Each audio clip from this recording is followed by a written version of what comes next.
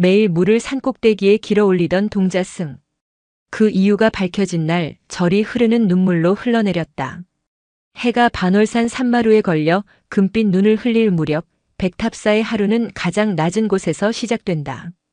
절의 가장 깊숙한 후미 천길 낭떠러지 위에 아슬아슬하게 털을 잡은 이 고찰에서 유일하게 풍요로운 곳은 용안정이라 불리는 우물뿐이었다. 차고 맑은 물이 사계절 마르지 않고 솟아나는 곳. 동자승 늘늘은 그곳에서 물을 길었다. 그의 나이는 10살 남짓, 아직 솜털이 가시지 않은 두상은 조약돌처럼 매끄러웠다. 늘이라는 이름은 그가 절에 왔을 때부터, 아니, 그가 말을 잃었을 때부터 불린 이름이었다. 어떤 스님은 그가 하늘의 이치를 일찍 깨달아 입을 닫았다 했고, 어떤 스님은 그저 어릴 적 큰 병을 앓은 후유증이라 했다.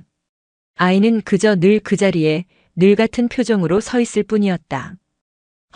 또 시작이군. 아침 공양을 위해 쌀을 씻던 공양주의 혀 차는 소리가 안개처럼 퍼졌다. 늘은 제 키만 한 물지개의 양쪽에 커다란 물동이를 걸었다. 어린아이의 어깨라고는 믿기지 않을 만큼 능숙하게 지게를 짊어졌지만 그 무게를 이기지 못한 작은 몸이 포플러나무처럼 파르르 떨렸다. 물이 넘실거리며 동이 밖으로 튀었다. 발등이 젖었다. 늘은 그러나 표정 하나 바꾸지 않고 첫걸음을 내디뎠다. 백탑사에서 용안정은 가장 낮은 곳에 있었다. 그리고 늘의 목적지는 가장 높은 곳이었다. 이해할 수가 없단 말이지. 늘과 나이가 비슷한 동자승 성우가 대돌에 앉아 젖은 발을 털며 중얼거렸다. 저 물을 지고 법당으로 가는 것도 아니고 스님들 처소로 가는 것도 아니잖나. 어딜 가는 거지 저 녀석은? 어딜 가긴. 산꼭대기 막루대로 가지. 막루대? 거기엔 마른 하늘에 벼락 맞은 고목밖에 더 있나? 그러니 어리석은 짓이라 하는 게다. 수행 스님들이 혀를 찼다. 그들의 충고는 이미 수십 번 되풀이되었다. 느라. 물은 아래로 흐르는 것이 순리다. 그것이 세상의 이치이니라. 억지로 그것을 거슬러 올리려 하는 것은 집착이요, 번뇌의 시작이다. 논리적이고 서슬퍼런 계율을 중시하는 범진 스님이었다. 그는 백탑사의 원주 소임을 맡고 있었고 절의 모든 곡식 한 톨, 물 한 방울의 쓰임새를 꿰고 있었다. 그에게 늘의 행동은 낭비이자 무질서였다. 그 물지개를 내려놓아라. 당장. 범진 스님의 목소리는 쇠처럼 차가웠다. 늘은 걸음을 멈췄다. 돌아보지 않았다. 그저 우뚝 서서 산꼭대기에서 불어오는 바람 소리를 들었다. 아이는 지게를 고쳐맸다. 물이 또 한 번 찰랑 바닥을 적셨다. 그리고 다시 걷기 시작했다. 범진 스님의 미간이 깊게 패였다. 저 동자승은 말을 듣지 않았다. 말을 하지 못했기에 말을 들을 필요도 없다는 듯이 굴었다. 저 고집불통을 어찌할꼬. 늘의 발걸음은 백탑사의 가장 높은 곳, 막루대로 향하는 끝없는 돌계단을 향했다. 1300칸의 계단. 어른도 숨이 차오르는 길이었다. 아이의 작은 발이 돌계단을 짚었다. 한 걸음 또 한 걸음. 어깨를 짓누르는 물동이의 무게에 등이 활처럼 휘었다. 흘러내린 물이 그의 발자국을 따라 돌계단 위에 반짝이는 길을 만들었다. 백탑사의 돌계단은 오랜 세월로 인해 푸른 이끼가 융단처럼 깔려 있었다. 하지만 오직 한 줄 늘이 매일 오르내리는 그 길만큼은 이끼가 자라지 못했다. 아이의 발자국과 그가 흘린 물이 이끼의 뿌리를 씻어내고 있었기 때문이다. 마치 세속의 길이 산사에 억지로 새겨지는 흉터처럼 보였다. 한 시즌이 걸렸다. 마침내 산꼭대기 막루대에 도착했을 때 늘의 승복은 땀과 물로 범벅이 되어 있었다. 아이는 숨을 몰아쉬며 물지개를 내려놓았다. 그의 앞에는 거대한 고목이 있었다. 수백 년은 좋게 되었을 느티나무였다. 하지만 이미 오래전에 생명을 잃었다. 3년 전 여름 산을 집어삼킬 듯한 벼락이 이 나무의 정수리를 내리쳤다. 거대한 줄기는 반으로 쪼개졌고 심장부는 시커멓게 타들어가 텅 빈 웅덩이처럼 패어 있었다. 죽은 나무였다. 늘은 물동이를 기울였다. 차갑고 맑은 용안정의 물이 텅 비고 시커먼 나무의 심장부로 쏟아져 들어갔다. 쏴 마이너스. 물은 검은 숫덩이를 적시며 순식간에 사라졌다.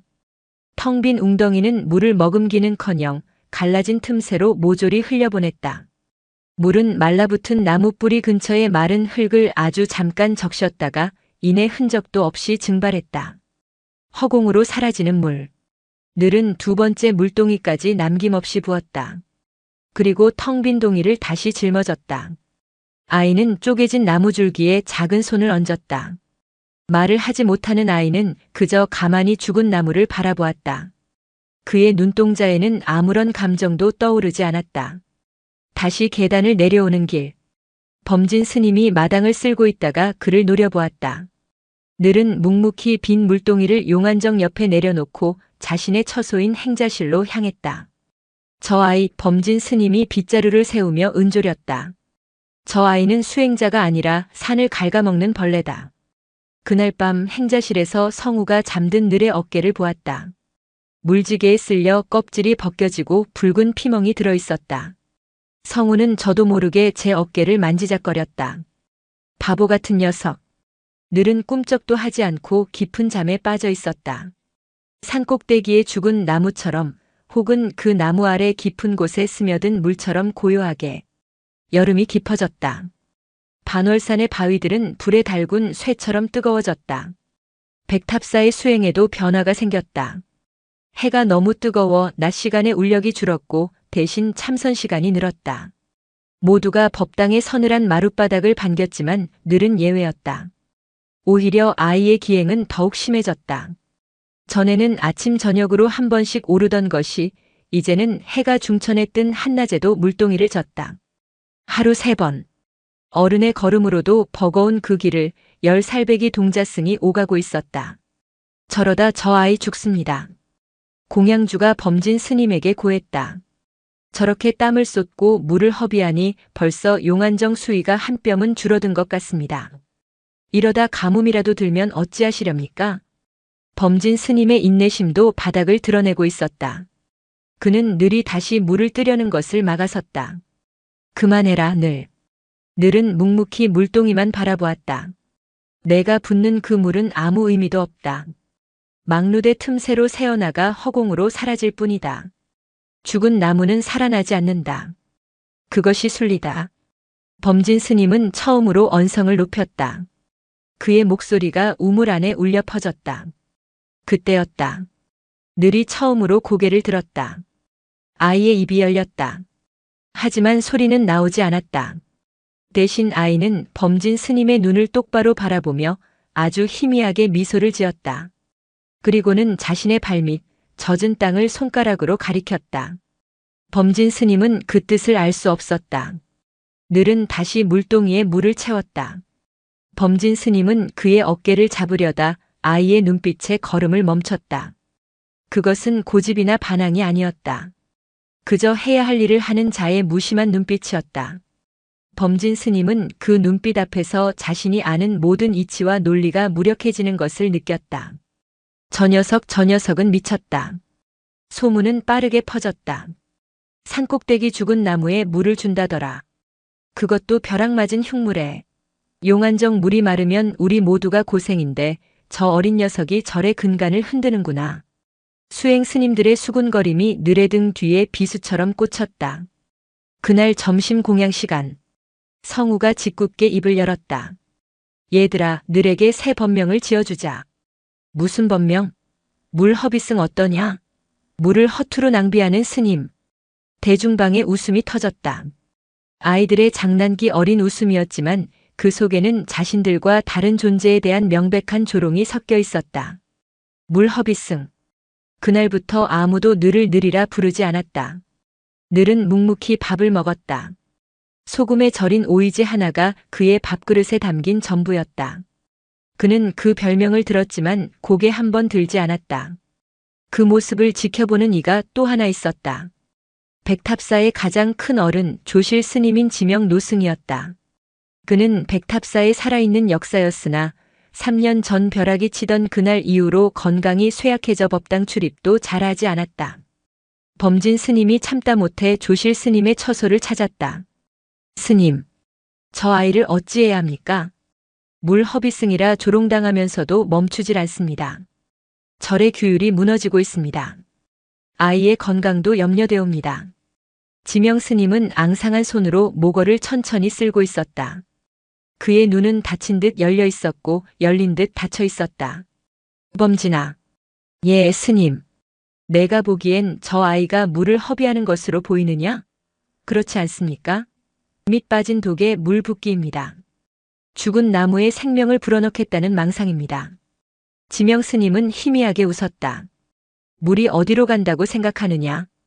허공으로 사라집니다. 햇볕에 마르고 바위 틈으로 흩어집니다.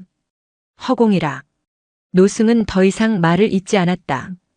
그저 모거에 등을 쓸며 혼잣말처럼 은조렸다. 그냥 두어라. 물길은 스스로 제 길을 찾는 법이니. 범진 스님은 깨달음을 얻기는커녕 더 큰 혼란에 빠졌다. 노 스님이 노망이 든 것인지 아니면 자신에게 선문답을 던지는 것인지 알 수 없었다. 그날 오후 성우는 호기심을 참지 못하고 몰래 늘의 뒤를 밟았다. 1300칸의 계단을 헉헉대며 올랐다. 그리고 보았다. 늘이 시커먼 나무 구멍에 물을 붓는 것을. 성우는 제 눈을 의심했다. 야, 너 정말 미쳤구나. 죽은 나무잖아. 성우가 소리쳤다. 늘은 천천히 돌아보았다. 아이는 땀으로 범벅이 된 얼굴로 성우를 바라보았다. 그리고는 다시 텅 빈 나무 구멍을 손으로 가리켰다. 그리고 아주 작은 소리로 거의 입모양으로만 속삭였다. 성우는 그 소리를 듣지 못했다. 바람 소리에 묻혔다. 뭐라고? 늘은 다시 입을 닫았다. 그리고 빈 지게를 짊어지고 성우를 스쳐 지나갔다. 성우는 텅 빈 나무 구멍을 들여다보았다. 물은 이미 사라지고 없었다. 밑바닥에는 축축한 흙냄새 대신 바싹 마른 먼지와 수채 냄새만 남아있었다. 정말이야. 쟤 미쳤어. 성우가 산을 내려오며 중얼거렸다. 그날 이후 물허비승이라는 별명은 백탑사 전체에 낙인처럼 찍혔다. 여름 가뭄은 소리 없이 백탑사를 졸라맸다. 시작은 산 아래 마을 건천리였다. 이름 그대로 마을을 가로지르는 실개천이 말라붙었다. 논바닥이 거북이 등껍질처럼 갈라지기 시작했다.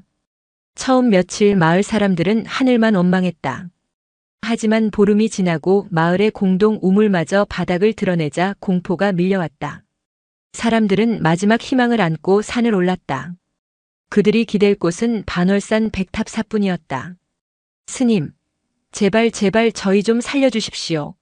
마을 이장과 농부 수십 명이 대웅전 마당에 머리를 조아렸다. 그들의 얼굴은 타들어가는 논처럼 검고 메마른 절망으로 가득했다. 기우제를 지내주십시오. 부처님의 자비로 비를 내려주십시오. 범진 스님은 마른 입술을 핥았다. 그의 시선은 마당 한 구석 용안정으로 향했다. 백탑사의 자랑이던 그 우물 역시 수위가 눈에 띄게 낮아져 있었다. 이대로라면 스님들의 식수조차 장담할 수 없었다. 알겠습니다. 정성을 다해 기우제를 봉행하지요. 범진 스님은 논리적인 수행자였지만 절망에 빠진 중생을 외면할 순 없었다. 그때였다. 마당을 가로지르는 작은 그림자가 있었다. 물허비승 늘이었다. 아이는 이 아수라장 속에서도 평소와 다름없이 물동이에 물을 가득 채우고 있었다. 낮아진 수위 때문에 물을 깃는 것이 더 힘겨워 보였다. 마을 사람들이 수군거렸다. 저 동자승은 지금 무얼 하는 겐가? 아니, 저 귀한 물을. 이장이 범진 스님에게 물었다. 스님, 저 물은 어디에 쓰이는 물입니까? 식수도 부족한 판에. 범진 스님의 얼굴이 굳었다. 신경 쓰지 마시오. 절의 규율을 따르지 않는 아이입니다. 그 순간 늘이 물지개를 짊어지고 일어섰다. 아이는 울부짖는 농부들 사이를 묵묵히 지나쳐 막루대로 향하는 계단을 올랐다. 저 아이를 막으십시오. 저 물이 우리 아이가 마실 마지막 물일지도 모릅니다. 한 농부가 소리치며 늘의 앞을 막아서려 했다. 늘은 멈춰섰다. 아이는 농부의 갈라진 손과 절망에 찬 그의 눈을 바라보았다. 그리고는 고개를 저었다. 갈 수 없다는 뜻이 아니었다. 이것은 안 된다는 뜻도 아니었다. 그저 자신은 가야 한다는 흔들림 없는 의지의 표현이었다. 범진 스님이 급히 농부를 말렸다. 이러지 마시오. 기우제를 준비해야 합니다. 농부가 절규했다. 저 아이는 산꼭대기에 물을 버리러 갑니다. 모두가 아는 사실입니다. 저 아이는 미쳤습니다. 물 허비승이라는 별명이 산 아래 마을 사람들에게까지 알려지는 순간이었다. 늘은 더 이상 지체하지 않았다. 농부를 피해 계단을 오르기 시작했다. 아이의 마른 등 뒤로 농부의 저주 섞인 고함과 마을 사람들의 한탄이 쏟아졌다. 저런 아이 하나 단속 못하는 절에서 무슨 기우제를 지낸단 말인가. 하늘이 노하신 게야. 저 아이의 어리석음 때문에 백탑사의 명성에 금이 가기 시작했다. 사흘 밤낮으로 기우제가 열렸다. 범진 스님을 비롯한 모든 스님들이 목이 쉬어라 불경을 외고 절을 올렸다. 목탁 소리가 반월산을 울렸지만 하늘은 무심했다. 구름 한 점 없는 지푸른 하늘은 마치 거대한 조롱처럼 느껴졌다. 기우제 마지막 날 범진 스님은 탈진 직전이었다. 그때 성우가 다급하게 달려와 속삭였다. 스님, 큰일 났습니다. 용안정이 마르기 시작했습니다. 범진 스님의 눈이 커졌다. 그는 비틀거리며 우물로 달려갔다. 정말이었다. 바닥이 보일 정도로 물이 줄어 두레박으로 겨우 한 바가지를 뜰 수 있을 정도였다. 가뭄이 드디어 백탑사의 심장부까지 파고든 것이다. 물을 통제한다. 지금부터 막루대로 오르는 물은 단 한 방울도 허락할 수 없다. 범진 스님이 소리쳤다. 하지만 늘은 이미 그곳에 없었다. 아이는 스님들이 기우제에 몰두한 사이 이미 마지막 남은 물 한 지게를 지고 산꼭대기로 향한 후였다. 저 녀석을 잡아와라. 당장. 범진 스님의 분노가 극에 달했다. 성우와 젊은 스님 몇몇이 그를 잡으러 1300칸의 계단을 뛰어 올라갔다. 산꼭대기 막루대. 늘은 막 마지막 물동이를 기울이고 있었다.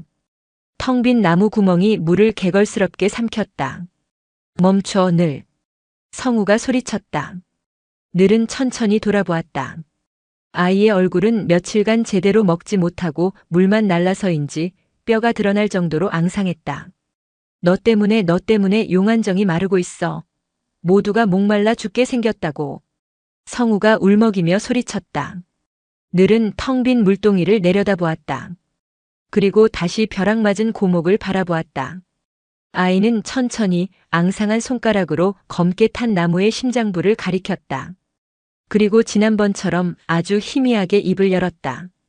그것은 소리가 아닌 호흡에 가까운 속삭임이었다. 성우는 이번에는 그 입모양을 정확히 읽었다. 내려가요. 뭐? 뭐가 내려가? 늘은 더 이상 대답하지 않았다. 빈 지게를 짊어지고 스님들을 지나쳐 산을 내려갔다. 그때였다. 쿠르르릉. 하늘이 아니었다. 땅이었다. 성우와 스님들은 발밑에서 느껴지는 미약한 진동에 서로를 쳐다보았다. 늘이 물을 부었던 그 죽은 느티나무. 그 텅 빈 구멍 속에서 마치 깊은 땅 속에서 무언가 거대한 것이 숨을 고르는 듯한 낮고 둔탁한 울림이 들려오고 있었다. 쿠르르르릉. 막루대의 바닥이 흔들렸다. 그것은 맑은 날에 치는 마른 벼락과도 같은 울림이었다. 산산이 운다. 산사태다. 어서 피해라. 늘을 잡으러 왔던 성우와 젊은 스님들의 얼굴이 사색이 되었다. 그들은 본능적인 공포에 사로잡혀 비명을 질렀다. 반월산은 본디 바위가 많고 지반이 약해 장마철이면 이따금 돌이 굴러떨어지곤 했다. 하지만 지금은 비 한 방울 오지 않는 땡볕 가뭄의 한복판이었다. 내가 한 짓이야. 성우가 공포에 질려 늘에게 소리쳤다. 내가 죽은 나무에 물을 부어서 산신이 노하셨다. 어서 빌어. 잘못했다고. 늘은 그러나 그 자리에 못 박힌 듯 서 있었다. 아이는 흔들리는 땅을 발바닥으로 느끼고 있었다. 공포가 아니었다. 그것은 오히려 오랜 기다림에 대한 응답을 확인하는 듯한 기묘한 집중이었다. 아이의 시선은 자신이 물을 부었던 텅 빈 고목의 구멍에 고정되어 있었다. 쿠구궁쿵. 더 큰 울림이 발밑을 강타했다. 막루대의 돌담 일부가 틈새가 벌어지며 와르르 무너져 내렸다. 위험하다. 저 아이를 끌고 내려가라. 젊은 스님 하나가 다급하게 소리치며 늘의 팔을 거칠게 잡아챘다. 늘은 빈 물지개를 챙길 틈도 없이 스님의 손에 이끌려 1300칸의 계단을 굴러가듯 뛰어내려갔다. 산이 무너진다. 막루대가 무너진다. 그들의 다급한 외침은 백탑사 마당에까지 공포를 전염시켰다. 동시에 백탑사 대웅전 마당. 기우제를 마치고 탈진한 범진 스님과 마지막 희망마저 잃고 망연자실해 있던 건천리 마을 사람들 역시 그 진동을 느꼈다. 지진이다. 부처님, 저희를 버리시나이까? 사람들이 마당에 납작 엎드렸다. 범진 스님은 기둥을 붙잡고 위태롭게 몸을 가누었다. 그의 이성적인 정신 세계가 무너져 내리는 순간이었다. 가뭄도 기우제의 실패도 이겨낼 수 있었다. 하지만 설명할 수 없는 이 거대한 땅의 울림 앞에서는 그가 평생 쌓아온 경전의 논리와 계율의 엄격함이 아무런 힘도 되지 못했다. 공포는 분노의 대상을 찾았다. 그 아이 때문이야. 물허비승. 그 아이가 산의 노여움을 샀다. 마을 사람들이 일제히 막루대 쪽을 바라보며 저주를 퍼부었다. 바로 그때 늘을 끌고 온 스님들이 마당으로 뛰어들었다. 스님, 큰일 났습니다. 막루대가 흔들립니다. 저 아이가 마지막 물을 붓자마자 땅이 울기 시작했습니다. 모든 시선이 땀과 먼지로 범벅이 된 작은 동자승, 늘에게로 향했다. 늘은 거친 숨을 몰아쉬었지만 그 눈빛만은 기묘할 정도로 고요했다. 범진 스님이 늘에게 다가갔다. 그의 눈은 분노와 공포 그리고 이해할 수 없는 혼란으로 이글거렸다. 네. 그의 목소리가 갈라져 나왔다. 내가 도대체 무슨 짓을 한 것이냐? 늘은 대답할 수 없었다. 아이는 그저 범진 스님을 바라볼 뿐이었다. 그 순간 또 다른 비명이 터져 나왔다. 용안정을 지키고 서 있던 공양주였다. 무리. 범진 스님과 사람들이 우물가로 달려갔다. 그리고 그들은 믿을 수 없는 광경을 목격했다. 아니 이럴 수가. 용안정 우물이 완전히 말라붙어 버렸다. 불과 반시진 전까지만 해도 두레박으로 겨우 한 바가지를 뜰 수 있었던 그 물이 지금은 한 방울도 남지 않고 사라진 것이다. 바닥의 축축한 진흙만이 이곳이 방금 전까지 우물이었음을 증명했다. 그런데 기이한 일이 벌어지고 있었다. 고. 마치 거대한 짐승이 숨을 들이마시듯 우물 바닥의 마른 틈새에서 공기가 빨려 들어가는 소리가 났다. 물이 솟아나는 것이 아니라 오히려 땅 밑으로 빨려 들어가고 있었다. 산이 백탑사의 마지막 생명수를 통째로 삼켜버린 것이다. 물이 사라졌다. 한 농부가 그 자리에 주저앉으며 울부짖었다. 절망이었다. 범진 스님은 우물 바닥을 망연히 바라보았다. 머릿속이 하얗게 비었다. 내려가요. 늘의 속삭임이 불현듯 뇌리를 스쳤다. 내려간다. 물이 내려갔다. 산꼭대기에서 부은 물이 허공으로 사라진 것이 아니라 땅 밑으로 내려갔다. 그리고 그 물길이 마침내 백탑사의 심장부인 용안정의 수매까지 닿아 그 마지막 남은 물까지 모조리 끌어당겨 더 깊은 곳으로 끌고 간 것이다. 범진 스님은 온몸의 피가 차갑게 식는 것을 느꼈다. 저 아이. 그가 늘을 향해 손가락질했다. 그의 손은 분노가 아닌 태어나 처음 느껴보는 순수한 공포로 떨리고 있었다. 저 아이는 단순히 물을 허비한 것이 아니다. 저 아이가 산의 맥을 끊었다. 반월산의 물줄기를 통째로 부러뜨린 것이다. 산의 맥을 끊었다. 그 말은 사형 선고와도 같았다. 마을 사람들의 눈에 증오와 살기가 어렸다. 저 아이를 당장 묶어라. 저 아이를 산신께 제물로 바쳐야 한다. 흥분한 농부 몇몇이 늘에게 달려들었다. 성우와 젊은 스님들이 급히 아이를 감쌌다. 멈추시오. 범진 스님이 고함쳤다. 여기는 부처님의 도량입니다. 살생은 안 됩니다. 그는 혼란 속에서도 마지막 남은 이성을 제의자냈다. 하지만 저 아이는 이 절에, 아니, 이 산에 더 이상 재앙을 가져와서는 안 됩니다. 범진 스님은 늘을 바라보았다. 아이는 여전히 아무런 저항도 변명도 두려움도 보이지 않았다. 그저 모든 것을 받아들이는 듯한 태연한 눈빛. 그 눈빛이 범진 스님의 이성을 더욱 불태웠다. 저 아이를 후미진 광업간에 가두어라. 해가 뜰 때까지 누구도 접근을 금한다. 산의 노여움이 가라앉을 때까지 저 아이는 속죄해야 한다. 그것은 범진 스님이 내릴 수 있는 최선의 그리고 가장 잔인한 판결이었다. 늘은 스님들의 손에 이끌려 헛간으로 향했다. 아이는 단 한 번도 뒤를 돌아보지 않았다. 마당에는 완전한 절망과 침묵이 내려앉았다. 용안정에서는 여전히 바람이 빨려 들어가는 기묘한 소리가 고오하고 울려 퍼지고 있었다. 백탑사의 심장이 멎었다. 어둠이 내린 백탑사는 죽음처럼 고요했다. 스님들은 마른 목을 축일 물조차 없어 며칠 전 받아놓았던 탁한 물을 나누어 마셨다. 법당에서는 불경 소리 대신 한숨과 원망 소리만 새어나왔다. 마을 사람들은 차마 텅 빈 마을로 돌아갈 용기가 나지 않아 마당과 행랑채에서 지쳐 잠들었다. 범진 스님은 홀로 법당에 앉아 있었다. 그는 뜬 눈으로 밤을 지새웠다. 촛불 앞에 부처님은 말이 없었다. 내가 틀렸는가? 나의 이치와 논리가 저 말 못하는 아이 하나의 알 수 없는 광기보다 못한 것이었는가? 그는 자신이 평생 지켜온 순리가 무너지는 것을 느꼈다. 물은 아래로 흐른다. 그는 그것이 게으름을 경계하고 분수를 지키라는 가르침이라 여겼다. 하지만 늘은 그 순리를 거슬렀고 그 결과는 절 전체의 파멸이었다. 아니, 그 아이는 순리를 거스른 것이 아니다. 그는 산의 맥을 끊었다. 그는 재앙이다. 스스로를 다잡았지만 마음 깊은 곳에서 의심이 싹 텄다. 그토록 맑은 눈을 가진 아이가, 그토록 앙상한 어깨로 물지개를 지던 그 작은 아이가 정말 그런 끔찍한 재앙의 근원일까? 내려가요. 그 속삭임이 또다시 귓가를 맴돌았다. 그때였다. 헛간 쪽에서 미약한 소리가 들려왔다. 범진 스님은 귀를 기울였다. 흐느끼는 소리인가?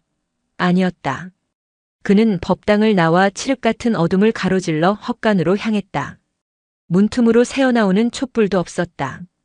그는 굳게 닫힌 문에 귀를 대었다. 안은 조용했다. 아이의 숨소리조차 들리지 않았다.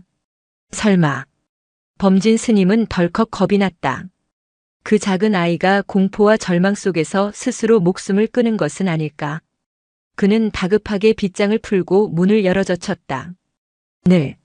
달빛이 헛간 안을 비췄다. 늘은 죽지 않았다. 아이는 헛간 구석 차가운 돌바닥에 귀를 대고 있었다. 마치 땅속 깊은 곳에서 들려오는 소리를 듣는 듯 미동도 하지 않고 엎드려 있었다. 범진 스님의 등장에도 아이는 놀라지 않았다. 천천히 상체를 일으킨 늘은 범진 스님을 바라보며 또다시 그 알 수 없는 희미한 미소를 지었다. 범진 스님은 그 미소에 소름이 돋았다. 너는 정녕 미친 것이냐? 아니면 요괴라도 신 것이냐? 모두가 죽게 생겼는데 웃음이 나오는 것이냐? 늘은 천천히 일어섰다. 그리고는 헛간 구석, 먼지가 쌓인 바닥을 손가락으로 가리켰다. 범진 스님은 그곳을 바라보았다. 아무것도 없었다. 늘은 다시 한번 바닥에 귀를 대는 신용을 했다. 들어보라는 뜻이었다. 범진 스님은 망설였다. 이 미친 아이의 장단에 놀아날 수는 없었다. 하지만 그의 발은 이미 아이가 가리킨 곳으로 향하고 있었다. 그는 자존심을 버리고 가사 자락이 더럽혀지는 것도 잊은 채 늘이 그랬던 것처럼 차가운 돌바닥에 엎드려 귀를 댔다. 처음에는 아무 소리도 들리지 않았다. 제 심장이 뛰는 소리, 귀뚜라미 소리, 바람 소리뿐이었다. 역시 그가 일어나려던 순간이었다. 두웅두웅두웅. 아주 깊은 곳에서, 땅의 심장부에서. 그것은 지진의 전조였던 쿠르르릉 하는 파열음과는 달랐다. 훨씬 더 낮고 묵직하며 일정한 울림이었다. 그것은 소리였다. 거대한 강물이 지하의 동굴을 통과할 때 내는 듯한 장엄한 울림. 범진 스님은 숨을 멈췄다. 이것은 물소리였다. 그는 황급히 일어나 헛간 밖으로 뛰쳐나갔다. 늘도 그 뒤를 따랐다. 범진 스님은 홀린 사람처럼 마른 용안정으로 달려갔다. 여전히 우물은 비어 있었다. 여전히 공기를 빨아들이는 소리가 희미하게 났다. 실망감이 밀려왔다. 환청이었나? 그때 늘이 범진 스님의 옷자락을 잡아당겼다. 그리고는 우물이 아닌 그 옆에 거대한 바위벽을 가리켰다. 그곳은 용안정의 샘물이 솟아나는 근원 바위였다. 하지만 지금은 바싹 말라 먼지만 쌓여 있었다. 늘은 그 바위를 가리키며 범진 스님을 바라보았다. 범진 스님이 바위벽을 노려보았다. 똑, 똑, 또르륵. 바위였다. 분명 마른 바위였다. 하지만 그 거대한 바위의 가장 아랫부분, 이끼 하나 없는 매끈한 표면의 실금 사이로 물방울이 맺히고 있었다. 한 방울, 그리고 또 한 방울. 그것은 샘물이 아니었다. 바위가 울고 있었다. 범진 스님이 저도 모르게 손을 뻗어 그 물방울을 받았다. 차가웠다. 용안정의 물보다 훨씬 더 차가운 심연의 물이었다. 쏴 그때였다. 칠흑 같던 산 아래 건천리 마을 방향에서 거대한 함성이 불꽃처럼 터져 올랐다. 무슨 소리지? 잠에서 깬 스님들과 마을 사람들이 마당으로 쏟아져 나왔다. 모두가 소리가 들려온 산 아래를 바라보았다. 그곳은 어둠에 잠겨 있어야 할 마을이었다. 그런데 마을이 환했다. 횃불이었다. 수십 개의 횃불이 일제히 켜지며 어둠을 몰아내고 있었다. 그리고 그 횃불들은 미친 듯이 춤을 추고 있었다. 물이다. 바람을 타고 믿을 수 없는 외침이 들려왔다. 우물이, 마을 우물이 넘친다. 물이 솟아난다. 그 순간 범진 스님이 바라보던 바위벽. 똑, 또르륵 하던 물방울이 어느새 주르륵 하는 물줄기가 되어 바위 표면을 적시기 시작했다. 범진 스님은 천천히 고개를 돌려 늘을 바라보았다. 아이는 합장하고 있었다. 그 작은 얼굴에 처음으로 평온한 미소가 아닌 기쁨의 빛이 어렸다. 범진 스님은 다리가 풀려 그 자리에 주저앉았다. 내려가요. 그 물은 허공으로 사라진 것이 아니었다. 그 물은 산의 맥을 끄는 것이 아니었다.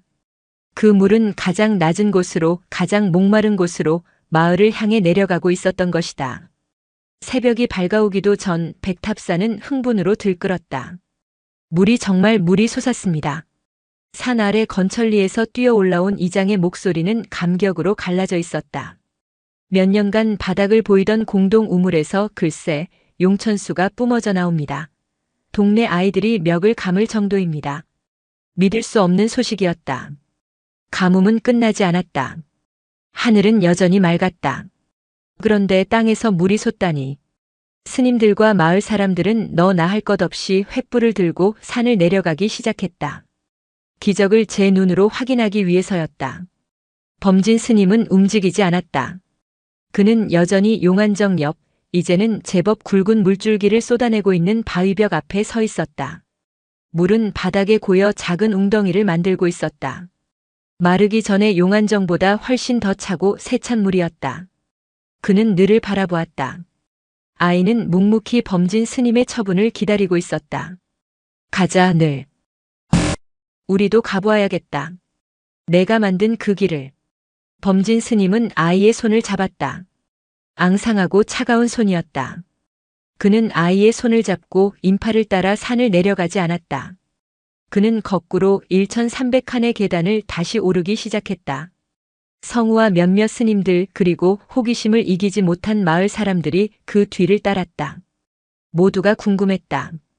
산꼭대기에서 도대체 무슨 일이 일어난 것인지. 새벽 여명이 밝아오는 막루대.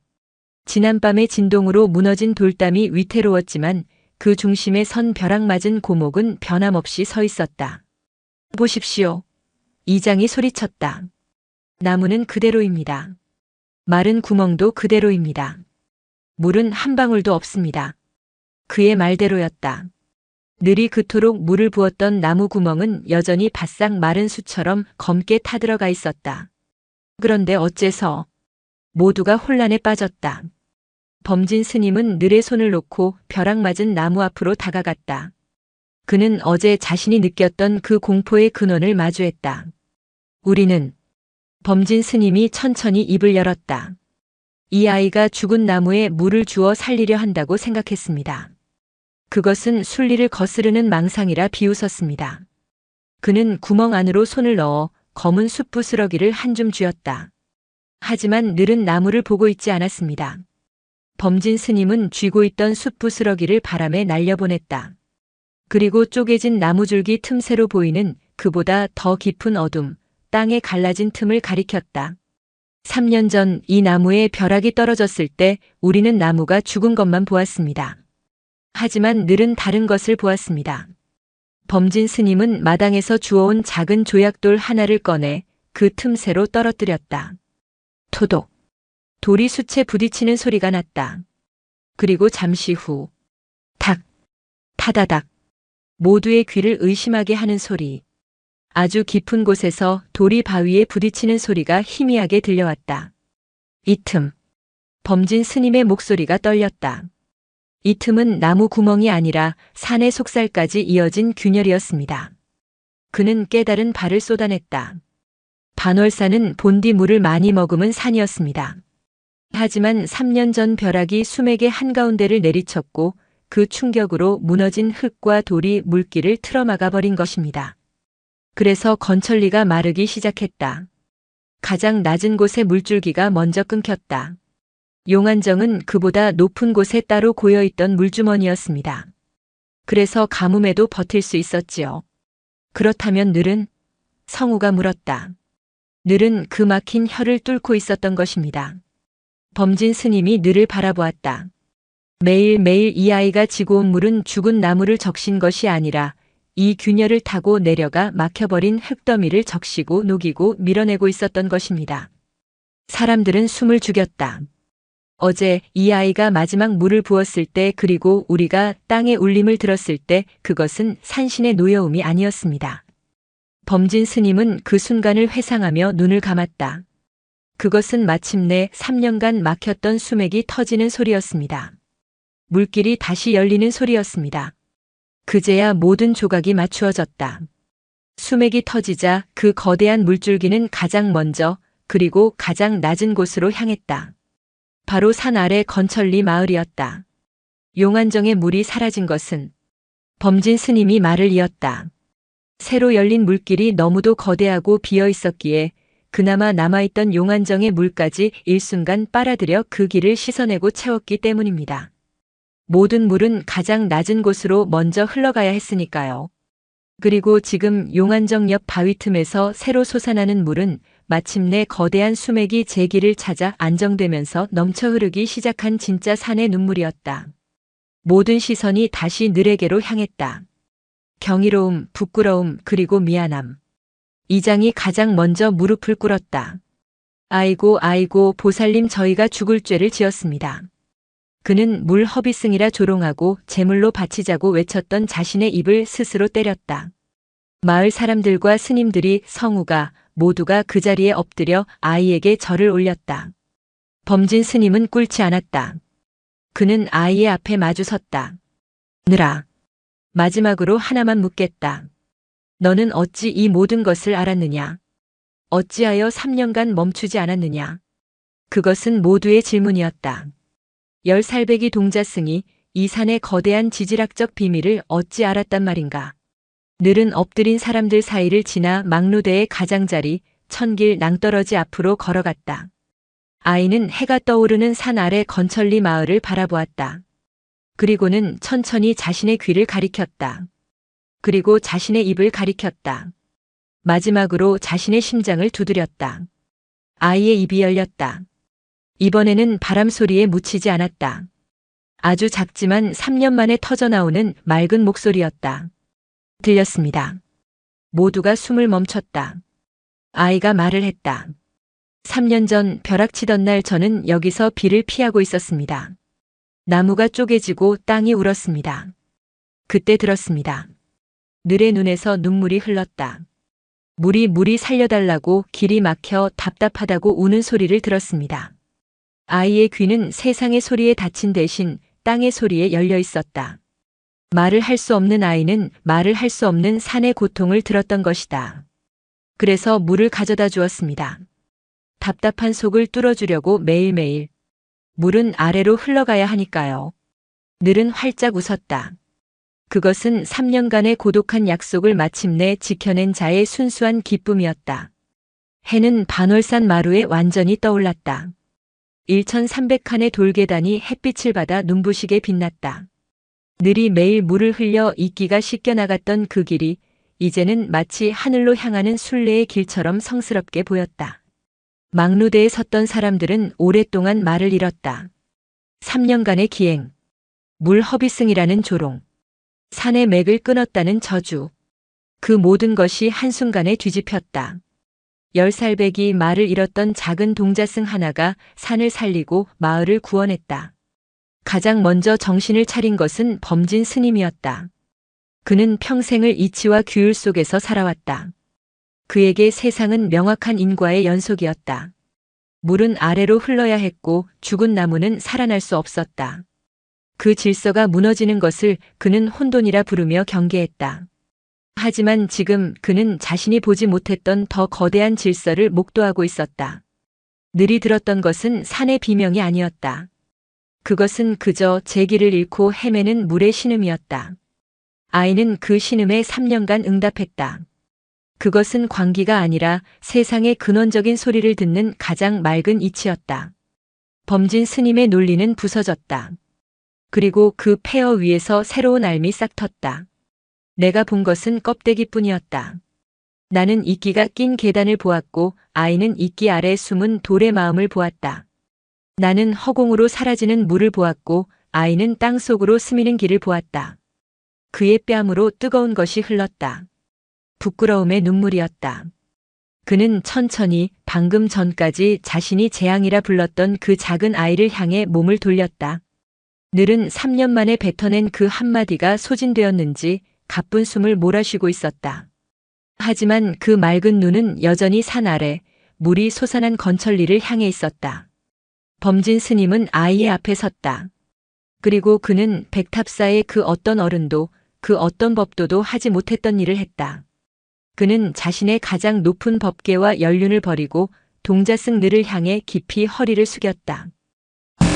그것은 사죄였고 참회였으며 그리고 새로운 스승을 향한 경배였다. 그의 절을 따라 성우가 울면서 엎드렸다. 늘아 아니 보살님 내가 잘못했다. 내가 너를 물허비승이라 불렀다. 이장과 마을 사람들 젊은 스님들까지 막루대를 가득 메운 모든 이가 엎드려 떠오르는 해와 그 해를 등진 작은 아이에게 절을 올렸다. 늘은 당황했다. 아이는 그저 꽉 막힌 곳이 뚫려 기뻤을 뿐인데 사람들이 갑자기 자신에게 절을 하는 이유를 알 수 없었다. 아이는 뒷걸음질 쳤다. 그 모습에 범진 스님이 급히 일어섰다. 아니다 늘아. 두려워 마라. 우리가 너에게 예를 표하는 것이다. 그는 아이에게 다가가 지난밤 자신이 직접 가두었던 그 앙상한 손을 다시 잡았다. 내려가자. 백탑사로. 그리고 내가 연 그 물을 보자꾸나. 1300칸의 계단을 내려오는 길은 올라갈 때와는 완전히 달랐다. 늘은 여전히 범진 스님의 손에 이끌려 걸었지만 그 뒤로는 경외에 찬 시선들이 따랐다. 아무도 감히 아이를 앞지르지 못했다. 아이의 발자국이 닿았던 이끼가 씻겨나간 그 돌계단은 이제 깨달음의 길이라 불려도 손색이 없었다. 백탑사 마당에 도착했을 때 그곳은 이미 인산인해를 이루고 있었다.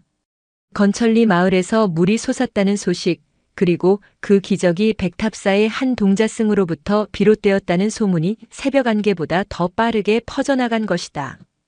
사람들은 두 가지에 경악했다. 첫째는 마른 용안정 바로 옆 수직으로 깎아지른 거대한 바위벽이었다. 3년간 늘이 부었던 물이 땅속 깊은 곳에서 거대한 수맥을 이루고 마침내 넘쳐나 그 바위 틈을 비집고 솟아나오고 있었다. 그것은 용안정처럼 고이는 물이 아니었다. 마치 살아있는 용이 숨을 내쉬듯 차갑고 맑은 물이 끊임없이 뿜어져 나와 작은 폭포처럼 마당 한편을 적시고 있었다. 물이 마르기 전에 용안정보다 훨씬 더 수량이 풍부했다. 마당에 새로이 작은 개울이 생겨날 정도였다. 둘째는 그 기적의 중심에 선 늘이었다. 저 아이가 물허비승이라 불리던 그 아이란 말인가. 말을 못한다더니. 사람들이 웅성거렸다. 건천리 이장이 마당 한가운데에 나서서 외쳤다. 모두 들으시오. 이 아이는 물허비승이 아니오. 이 아이는 반월산의 맥을 듣고 3년간 홀로 물길을 뚫어 우리 모두를 구원한 지청동자이십니다. 지청동자. 땅의 소리를 듣는 아이. 그 이름이 군중 속으로 퍼져나가는 순간 누군가 보살님 하고 외치며 아이 앞에 엎드렸다. 그때부터였다. 혼란이 시작된 것은 보살님, 제 아이가 열병을 앓고 있습니다. 한 번만 만져주십시오. 이 물은 약수다. 이 물을 마시면 병이 낫는다. 사람들이 이성을 잃고 새로 솟아나는 샘물로 달려들었다. 그들은 그릇도 없이 손으로 물을 받아 마시고 몸에 끼얹었다. 몇몇은 아이의 새로 생긴 웅덩이에 드러누웠다. 그리고 더 많은 사람들이 늘에게로 몰려들었다. 제발, 한 번만. 그것은 감사가 아니었다. 그것은 기적을 목격한 자들의 흥분, 그리고 그 기적을 소유하려는 탐욕이었다. 절망에 빠졌던 만큼 그들의 갈망은 거대했다. 늘은 얼어붙었다. 아이의 눈에 3년간 마주했던 죽은 나무의 텅 빈 구멍이 어른거렸다. 지금 자신을 향해 뻗어오는 저 수백 개의 손이 그 텅 빈 구멍처럼 보였다. 자신을 빨아들이려는 끝없는 갈망의 구멍. 아이의 맑은 눈동자에 공포가 어렸다. 비켜서시오. 물러서시오. 범진 스님과 젊은 스님들이 급히 늘을 감싸고 인간 방패를 만들었다. 성우는 아예 늘의 앞을 막아서서 저보다 큰 어른들을 밀쳐냈다. 가까이 오지 마. 늘은 너희들 장난감이 아니야. 성우의 외침은 군중의 광기 어린 함성에 묻혔다. 늘은 그 아수라장 속에서 범진 스님의 옷자락을 꽉 쥔 채 가늘게 떨었다. 아이는 방금 전 막루대에서 터져나왔던 그 작은 목소리를 다시 잃어버렸다. 거대한 소음이 아이의 목소리를 다시 삼켜버렸다. 늘은 입을 굳게 닫았다. 눈을 감았다. 안 되겠다. 조실 스님 처소로 모셔라. 범진 스님이 소리쳤다. 스님들은 늘을 거의 들어올리다시피 하여 군중을 해치고 절 가장 깊숙한 곳 노승지명의 처소로 피신했다. 조실 스님 지명은 뜰까지 밀려드는 소란을 들으며 앙상한 손으로 찻잔을 들었다. 그의 앞에는 넋이 나간 듯 앉아있는 늘이 있었다. 범진 스님이 거친 숨을 몰아쉬며 고했다. 스님, 큰일 났습니다. 기적이 재앙이 되고 있습니다. 사람들이 이성을 잃었습니다.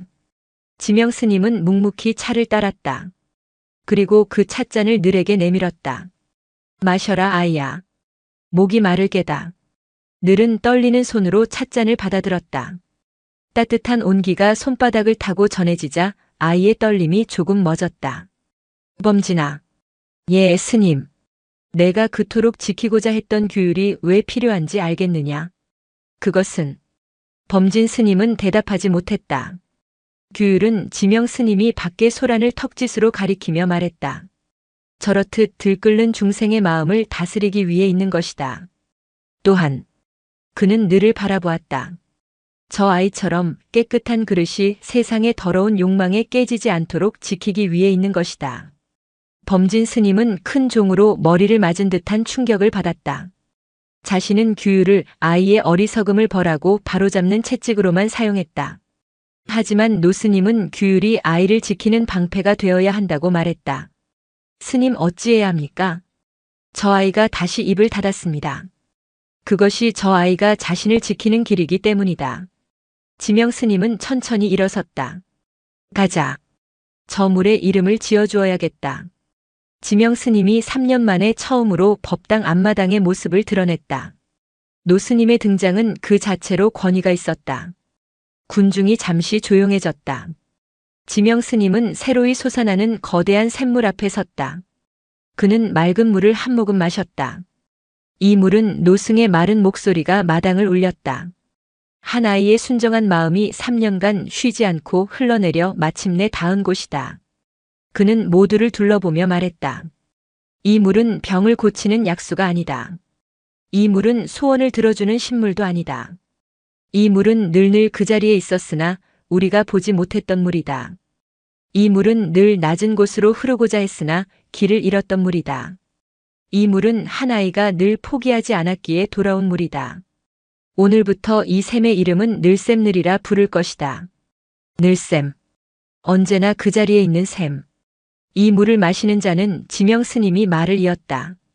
병이 낫기를 구할 것이 아니라 제 마음의 길이 막히지 않았는지 돌아볼 것이며 이 아이처럼 늘 한결같은 마음으로 정진할 것을 다짐하라. 그것은 선언이었다.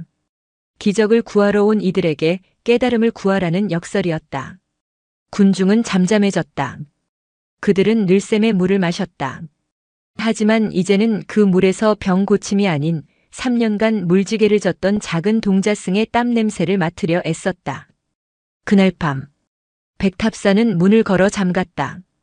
범진 스님은 늘샘의 울타리를 치고 하루 3번 공양 시간 외에는 출입을 금한다는 방을 내붙였다. 기적은 그렇게 다시 일상과 규율 속으로 돌아왔다. 하지만 범진 스님은 알았다. 이것은 끝이 아니라는 것을. 세상은 한 번 맛본 기적을 그리 쉽게 놓아주지 않는다는 것을. 그는 굳게 닫힌 문 너머 아직도 수십 명의 사람들이 웅성거리는 소리를 들으며 조용히 곁에 잠든 늘을 바라보았다. 아이는 3년 만에 처음으로 깊고 편안한 잠을 자고 있었다. 물이 마침내 제 길을 찾았듯이. 가을이 왔다. 반월산의 단풍은 불이 붙은 듯 화려했지만 백탑사의 스님들은 그 아름다움을 누릴 겨를이 없었다. 늘샘늘의 기적은 절의 문턱을 넘고 산을 넘어 마침내 도성에까지 이르렀다. 백탑사는 더 이상 수행과 정진의 고요한 도량이 아니었다. 새벽 예불이 시작되기도 전에 절의 문은 늘샘의 물을 받으려는 순례객들로 인산인해를 이루었다. 건천리 사람들은 물론이고 수백 리 밖에서 절박한 사연을 안고 온 이들이었다. 이 물을 마시고 10년 묵은 고질병이 나았습니다. 아들을 못 낳던 며느리가 회임을 했습니다. 소문은 꼬리에 꼬리를 물고 부풀어 올랐다. 지청동자의 눈물, 반월산의 감로수. 물은 금이 되었다. 자연히 절의 곳간도 두둑해졌다. 순례객들이 놓고 가는 시주와 공양미가 창고를 넘쳐 흘렀다. 흉년이 든 다른 절에서는 상상도 못할 풍경이었다. 이 모든 변화의 중심에 범진 스님이 있었다. 그는 본디 절의 살림을 맡은 원주였다. 그는 자신이 그토록 혐오했던 혼돈 속에서 역설적이게도 가장 뛰어난 행정가의 능력을 발휘하고 있었다. 늘샘의 물은 하루 한 사람당 한 바가지만 허용합니다. 시주는 부처님께 올리는 공양이지 물값이 아닙니다. 욕심을 버리시오. 줄을 서시오. 질서를 지키지 않으면 아무도 물을 받을 수 없습니다. 범진 스님은 규율을 다시 세웠다. 하지만 그가 이전에 세웠던 규율이 이치를 위한 것이었다면 지금의 규율은 보호를 위한 것이었다. 그는 2가지를 지켜야 했다. 첫째는 늘샘이 탐욕으로 더럽혀지지 않도록 하는 것이었고 둘째는 기적의 근원인 늘 그 자체였다. 늘은 조실 스님인 지명의 처소에 숨겨지다시피 지냈다. 아이는 더 이상 물지개를 지지 않았다. 아니, 질 수 없었다. 그가 마당의 모습을 드러내는 순간 수백 명의 사람들이 그에게 몰려들어 옷자락이라도 만지려 들 것이 뻔했다. 늘은 3년 만에 되찾았던 목소리를 다시 잃었다. 아이는 텅 빈 방 안에서 밖에서 들려오는 늘샘의 물소리와 사람들의 환호성을 들었다. 그 소리는 아이에게 기쁨이 아니었다. 그것은 자신이 감당할 수 없는 거대한 무게, 벗어날 수 없는 굴레의 소리였다. 아이는 다시 말을 잃은 것이 아니었다. 침묵을 선택한 것이었다. 그의 유일한 말벗은 성우뿐이었다. 성우는 예전의 짓궂음 대신 죄책감과 책임감으로 똘똘 뭉친 호위무사처럼 굴었다. 늘아, 밥 먹자. 오늘은 공양주 보살님이 너 먹으라고 따로 꿀에 절인 약과를 주셨어. 성우는 밖에서 들은 이야기들을 신이 나서 떠들었다. 너 때문에 우리 절이 얼마나 유명해졌는지 알아? 도성에서 제일 높은 정승 어른도 우리 절 얘기를 안대. 다들 너를 살아있는 부처님이라고 불러. 늘은 약과를 씹으며 묵묵히 성우를 바라보았다. 그 눈빛은 그래서 그게 뭐? 라고 묻는 듯 했다. 성우는 그 무심한 눈빛에 이내 시무룩해졌다. 미안. 답답하지? 내가 이따가 사람들 다 내려가면 밤에 몰래 막루대에 데려다 줄게. 그 죽은 나무 어떻게 됐는지 보러 가자. 늘의 눈이 아주 잠깐 희미하게 빛났다. 그날 오후 백탑사에 진짜 손님이 닥쳤다. 도성에서 파견된 금군 수십 기가 말을 타고 절 마당까지 올라온 것이다. 순례객들이 공포에 질려 양옆으로 갈라섰다. 말에서 내린 것은 비단 관복을 차려입은 위압적인 인상의 내관이었다. 그는 자신을 내수사의 판관이라 소개했다. 내수사는 왕실의 재산을 관리하는 곳이었다. 조실 스님 혹은 원주 스님을 뵙고자 하오. 범진 스님이 급히 나섰다. 누추한 산사에 어인일로 행차하셨습니까? 판관은 범진 스님을 위아래로 훑어보았다. 그의 눈에는 수행자에 대한 존경심 따위는 없었다. 용것만 말하겠소. 임금님께서 반월산의 기적에 대해 들으셨소. 부처님의 가피일 뿐입니다. 그 가피가 지청동자라 불리는 아이에게서 나왔다고 들었소. 그 아이는 어디 있소? 범진 스님의 미간이 좁혀졌다. 아이의 건강이 좋지 않아 요양 중에 있습니다. 그렇다면 잘 되었군. 판관이 차갑게 웃었다. 궁에는 나라 최고의 어이들이 있소. 그 아이를 당장 가마에 태워 도성으로 모시겠소. 임금님께서 친히 그 아이의 신통력을 확인코자 하시니 이는 절의 영광이요 아이의 복일세. 마당의 공기가 얼어붙었다. 이것은 요청이 아닌 명령이었다. 범진 스님은 순간 3년 전 늘이 자신을 막아섰을 때 느꼈던 그 감정을 떠올렸다. 논리가 통하지 않는 거대한 힘. 그때는 그것이 광기라 생각했지만 지금은 그것이 권력의 모습임을 알았다. 안 됩니다. 범진 스님이 낮고 단호하게 말했다. 판관의 눈이 가늘어졌다. 지금 왕명을 거역하겠다는 게요? 늘은 신통력을 가진 아이가 아닙니다. 범진 스님은 조금도 물러서지 않았다. 그 아이는 3년간 묵묵히 제 할 일을 한 동자승일 뿐입니다. 기적은 아이가 만든 것이 아니라 3년의 세월이 만든 것입니다. 말장난으로 들리는군. 그 아이가 산의 맥을 듣는다지. 도성 인근의 물길이 좋지 않소. 그 아이의 귀가 필요하오. 내어주시오. 판관이 손짓하자 금군들이 칼자루에 손을 얹었다. 다시 한번 말씀드리지만 범진 스님의 목소리는 쇠처럼 차가워졌다. 늘은 백탑사의 수행자입니다. 이 산문을 한 걸음도 나갈 수 없습니다. 이 늙은 중이 감히 여봐라 당장 저중을 내관 나으리. 그때 늙었지만 깊은 울림을 지닌 목소리가 그들 사이에 끼어들었다. 지명 스님이 어느새 나와 그들을 지켜보고 있었다. 그 아이를 데려가신들 아무 소용이 없을 것입니다. 노승은 또 무슨 헛소리를. 그 아이는 지명 스님이 조용히 말했다. 반월산의 울음소리만 들을 수 있는 아이입니다. 3년 전 저 산과 함께 벼락을 맞았기 때문이지요. 저 아이는 산의 일부입니다. 산을 떠난 아이는 그저 말을 못하는 평범한 동자승일 뿐입니다. 그것은 거짓말이었다.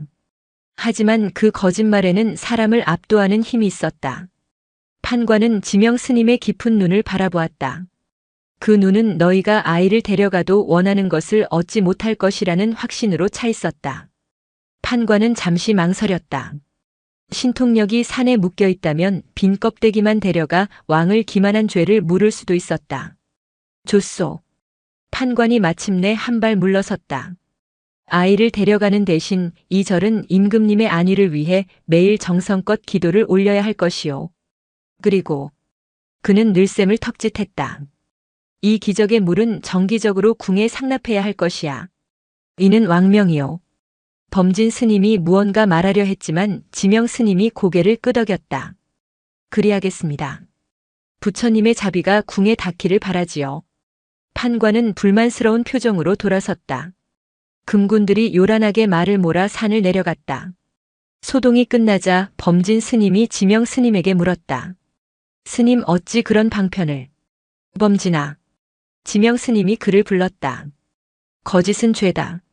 하지만 그 거짓으로 한 생명을 구할 수 있다면 그것은 죄가 아니라 자비다. 범진 스님은 깊이 고개를 숙였다. 그날 밤 성우는 약속대로 몰래 늘을 데리고 막루대로 향했다. 아무도 없는 1300칸의 계단. 그런데 이상했다. 늘아 조심해. 왜 이렇게 미끄럽지? 계단은 젖어 있었다. 그것은 늘이 흘렸던 물자국과는 달랐다. 늘샘에서 뿜어져 나오는 물의 양이 너무나 풍부하여 절마당을 넘어 결국 가장 낮은 길인 이 돌계단을 타고 흘러내리고 있었던 것이다. 늘이 3년간 물을 부어 이끼를 걷어냈던 그 길. 이제는 그가 연 거대한 물줄기가 그 길을 무너뜨리고 있었다. 늘은 자신의 발밑에서 단단해야 할 돌계단의 틈새가 물에 젖어 흐물거리는 것을 느꼈다. 아이의 얼굴이 처음으로 기적이 일어난 이후 처음으로 어둡게 굳어졌다. 초겨울에 들어서자 문제는 더욱 심각해졌다. 늘샘의 수량은 줄어들 기미가 보이지 않았다. 오히려 땅이 얼기 시작하면서 스며들 곳을 잃은 물이 마당 위로 더욱 세차게 넘쳐 흘렀다. 백탑산은 이제 물에 잠긴 절이 되어가고 있었다. 마당은 질척이는 늪지가 되었고 스님들은 통나무를 엮어 임시 다리를 놓아 처소를 오가야 했다. 무엇보다 심각한 것은 공양간과 창고였다.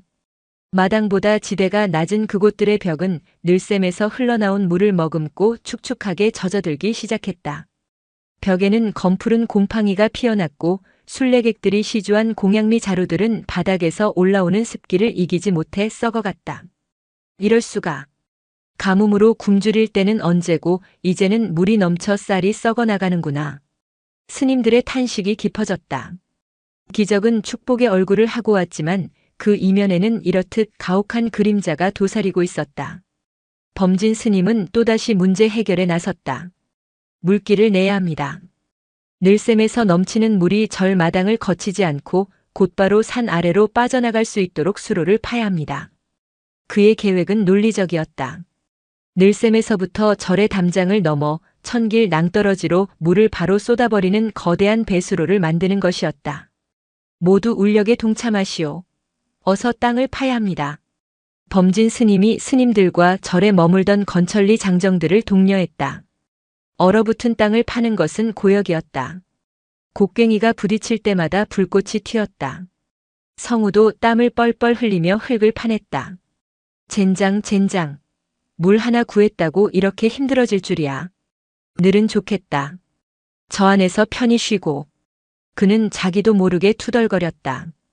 그 순간 함께 흙을 파던 한 스님이 헛디뎌 파헤쳐진 흙더미와 함께 미끄러졌다. 으악! 조심하게. 범진 스님이 소리쳤다. 다행히 스님은 크게 다치지 않았다.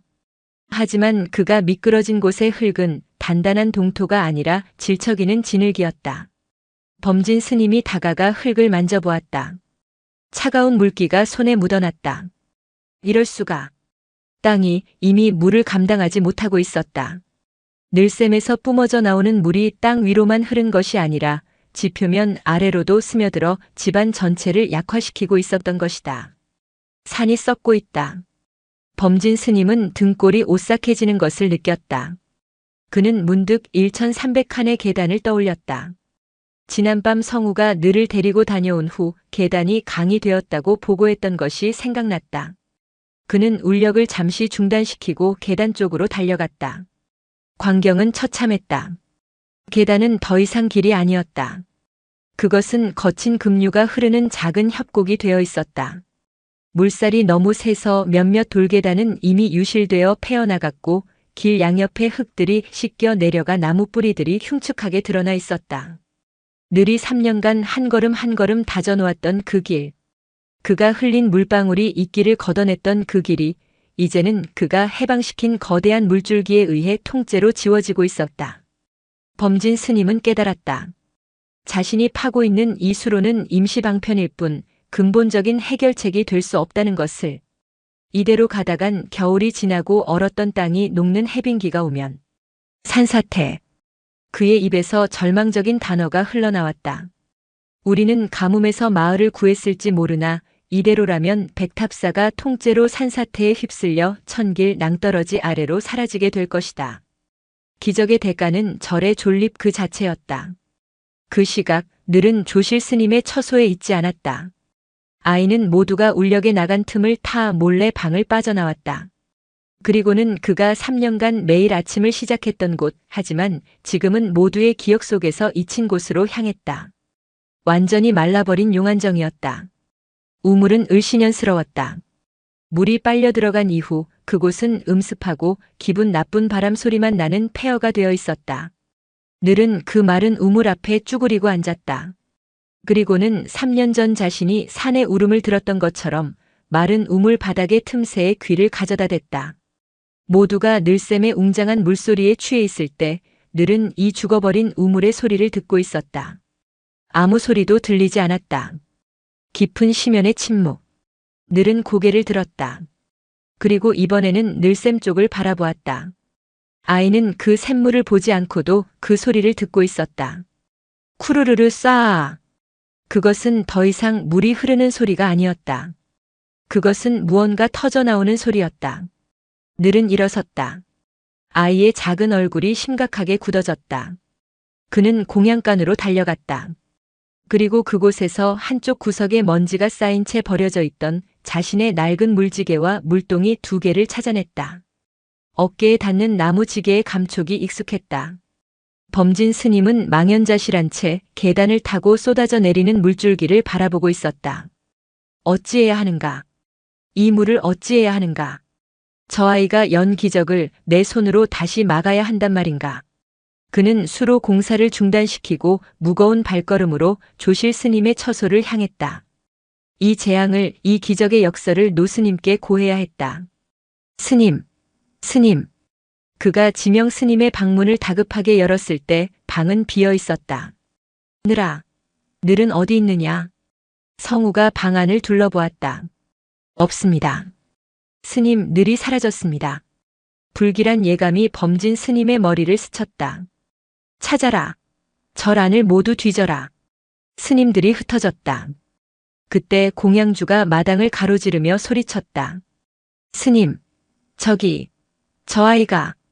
범진 스님이 돌아본 곳. 늘이 그곳에 서 있었다. 모두가 파헤쳐 놓은 질척이는 마당 한가운데에. 아이의 어깨에는 3년의 세월이 고스란히 묻어나는 낡은 물지개가 짊어져 있었다. 양쪽 물동이는 늘샘에서 갓 뿜어져 나온 차가운 물로 가득 차 있었다. 스님들과 장정들이 모두 멈춰섰다.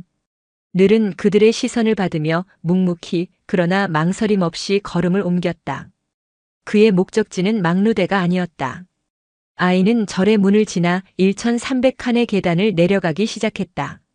물이 폭포처럼 쏟아지는 그 위험한 계단을. 늘아. 범진 스님이 경악하여 소리쳤다. 어딜 가는 것이냐? 그 물은 왜? 늘은 쉬어섰다. 그리고 범진 스님을 돌아보았다. 아이는 자신의 발밑 넘쳐 흐르는 물을 가리켰다. 그리고는 다시 물동이를 가리켰다. 그의 입이 열렸다. 이번에는 망설임도 두려움도 없는 또렷한 목소리였다. 너무 많습니다. 그 한마디를 남기고 아이는 다시 돌아섰다. 길을 다시 내야 합니다. 늘은 물지개를 짊어진 채 자신을 휩쓸어 버릴 듯이 쏟아져 내리는 그 거친 물길 속으로 산 아래 건천리 마을을 향해 첫걸음을 내디뎠다. 늘아, 멈추어라. 위험하다. 범진 스님의 절박한 외침은 쏟아지는 물소리에 묻혔다. 늘은 뒤돌아보지 않았다. 10살배기 아이의 작은 몸은 그가 3년간 매일 올랐던 그 길을 이제 거꾸로 내려가고 있었다. 하지만 그 길은 더 이상 길이 아니었다. 늘샘늘에서 뿜어져 나온 거대한 물줄기는 마당을 넘어 가장 낮은 곳인 1300칸의 돌계단을 집어삼키고 있었다. 그것은 계단이 아니라 바위투성이의 급류였다. 얼음장처럼 차가운 물이 아이의 발목을 휘감고 발을 디딜 때마다 돌계단 틈새에 흙이 씻겨 나가며 발밑이 허물어졌다. 저 아이를 잡아야 합니다. 미쳤어. 저러다 굴러떨어져 죽을 게야. 성우가 울부짖으며 가장 먼저 뛰어들었다. 범진 스님과 젊은 스님들 흑투성이가 된 건천리 장정들까지 모두가 제정신이 아닌 아이를 구하기 위해 급류가 된 계단으로 뛰어들었다. 조심해라. 바닥이 무너진다. 범진 스님이 소리쳤다. 어른들의 육중한 몸이 닿자 이미 약해질 대로 약해진 돌계단 몇 개가 굉음을 내며 아래로 굴러떨어졌다. 악! 그들은 나무 뿌리를 잡거나 서로를 붙잡으며 간신히 몸을 가누었다. 그런데 늘은 달랐다. 아이는 그 아수라장 속에서도 굴러떨어지지 않았다. 그는 물지개의 무게로 몸의 중심을 잡으며 3년간 자신의 발자국으로 다져온 이끼가 씻겨 나간 바로 그 지점만을 귀신같이 밟고 나아갔다. 그가 흘린 물방울이 닦아놓은 그 길이 역설적이게도 지금 가장 단단한 바닥이 되어주고 있었다. 저 아이는 길을 알고 있다. 범진 스님은 쫓으면서도 경악했다. 늘은 멈추지 않았다. 1000칸, 500칸, 100칸. 마침내 아이가 산기슭에 다다랐다. 그곳은 물에 잠긴 건천리 마을의 입구였다. 마을 사람들은 이미 늘샘에서 터져나온 물이 우물을 역류하고 논밭을 덮치기 시작해 패닉에 빠져 있었다. 보살님, 오셨습니까? 물이 너무 많습니다. 가뭄보다 이게 더 무섭습니다. 사람들이 늘에게 매달리려 했다. 하지만 늘은 마을 회관으로도 넘치는 우물가로도 가지 않았다. 아이는 마을을 가로질러 가장자리, 아무도 찾지 않는 버려진 땅으로 향했다. 그곳에는 건천이라는 마을 이름의 유래가 된 지금은 바싹 말라 먼지만 날리는 옛 하천 바닥이 있었다. 늘은 그 마른 냇가의 한가운데에 섰다. 3년 전 막루대에서 그랬던 것처럼 아이는 묵묵히 어깨에 물지개를 내려놓았다. 모두가 숨을 죽이고 지켜보았다. 늘은 늘샘에서 떠온 맑고 차가운 물동이를 기울였다. 쏴아. 물은 3년간 굶주렸던 마른 흙바닥으로 순식간에 스며들었다. 두 번째 물동이도 남김없이 부었다. 물은 흔적도 없이 사라졌다. 마치 3년 전 죽은 나무 구멍에 물을 부었을 때와 똑같은 광경이었다. 모두가 망연자실했다. 이 와중에 이 아이는 또 물을 버리고 있었다. 지금 뭐 하시는 겁니까, 보살님? 건천리 이장이 허탈하게 물었다. 늘은 텅 빈 물동이를 바라보았다. 그리고는 그 물이 스며든 마른 흙바닥을 손가락으로 가리켰다. 그리고 다시 저 높은 산꼭대기 백탑사가 있는 곳을 가리켰다. 그때였다. 범진 스님의 머릿속에서 조각난 파편들이 하나의 거대한 그림으로 맞추어졌다. 내려가요. 너무 많습니다. 길을 다시 내야 합니다. 그리고 지금 이 행동. 알겠다. 범진 스님의 목소리가 떨렸다. 이제야 알겠다. 그는 사람들을 향해 외쳤다. 모두가 보았소. 저 아이가 한 일을. 물을 버린 것 아닙니까? 누군가 중얼거렸다. 아니요. 범진 스님이 고개를 저었다. 저 아이는 우리에게 길을 알려준 것이오. 그는 산꼭대기를 가리켰다. 저 아이는 3년 전 벼락 맞은 죽은 나무에 물을 부어 하늘과 이어진 막힌 수맥을 열었소. 그리고 지금 아이가 물을 부은 마른 냇가를 가리켰다. 그리고 지금 이 마른 냇가에 물을 부어 땅과 이어진 새로운 길을 가리키고 있소. 범진 스님은 무릎을 쳤다. 우리는 기적에 취해 넘치는 물을 감당 못하고 썩히고 있었소. 우리는 저 물을 절 마당에 가두고 심지어 낭떠러지로 버릴 국리배수로나 하고 있었소. 그의 눈에 광기 어린 열정이 번뜩였다. 하지만 늘은 알고 있었던 게요. 저 물은 버릴 물이 아니라 흘려보내야 할 물이라는 것을. 그리고 그 길은 우리가 억지로 만드는 수로가 아니라 본디 물이 흘러야 할 이 옛 냇가라는 것을. 길을 다시 내야 한다. 그것은 산사태를 막기 위해 물길을 억지로 돌리라는 뜻이 아니었다. 그것은 물이 가야 할 진짜 목적지를 찾아주라는 뜻이었다. 범진 스님은 늘의 앞에 섰다. 늘아. 내가 또 어리석었다. 내가 옳다. 저 늘샘은 시작일 뿐 이건천이 끝이구나. 그는 저를 향해 산을 향해 그리고 사람들을 향해 소리쳤다. 들으시오. 지금부터 백탑사와 건천리의 모든 이들은 곡괭이와 삽을 들고 다시 일어설 것이오. 무엇을 말입니까? 길을 냅시다. 범진 스님이 선언했다. 저 백탑사 늘샘에서부터 지금 우리가 발 딛고 선 이 마른 냇가까지 수백, 수천 년간 물이 흘렀던 이 오래된 길을 우리 손으로 다시 이을 것이오. 그것은 가뭄을 이겨내는 것보다 산사태를 피하는 것보다 더 거대한 일이었다. 산 하나를 통째로 바꾸는 대역사. 늘은 빈 물지개를 짊어졌다. 그리고는 범진 스님을 바라보며 아주 희미하게 이제야 알아들으셨군요 하는 듯한 미소를 지었다. 대역사는 그날 바로 시작되었다. 목표는 명확했다.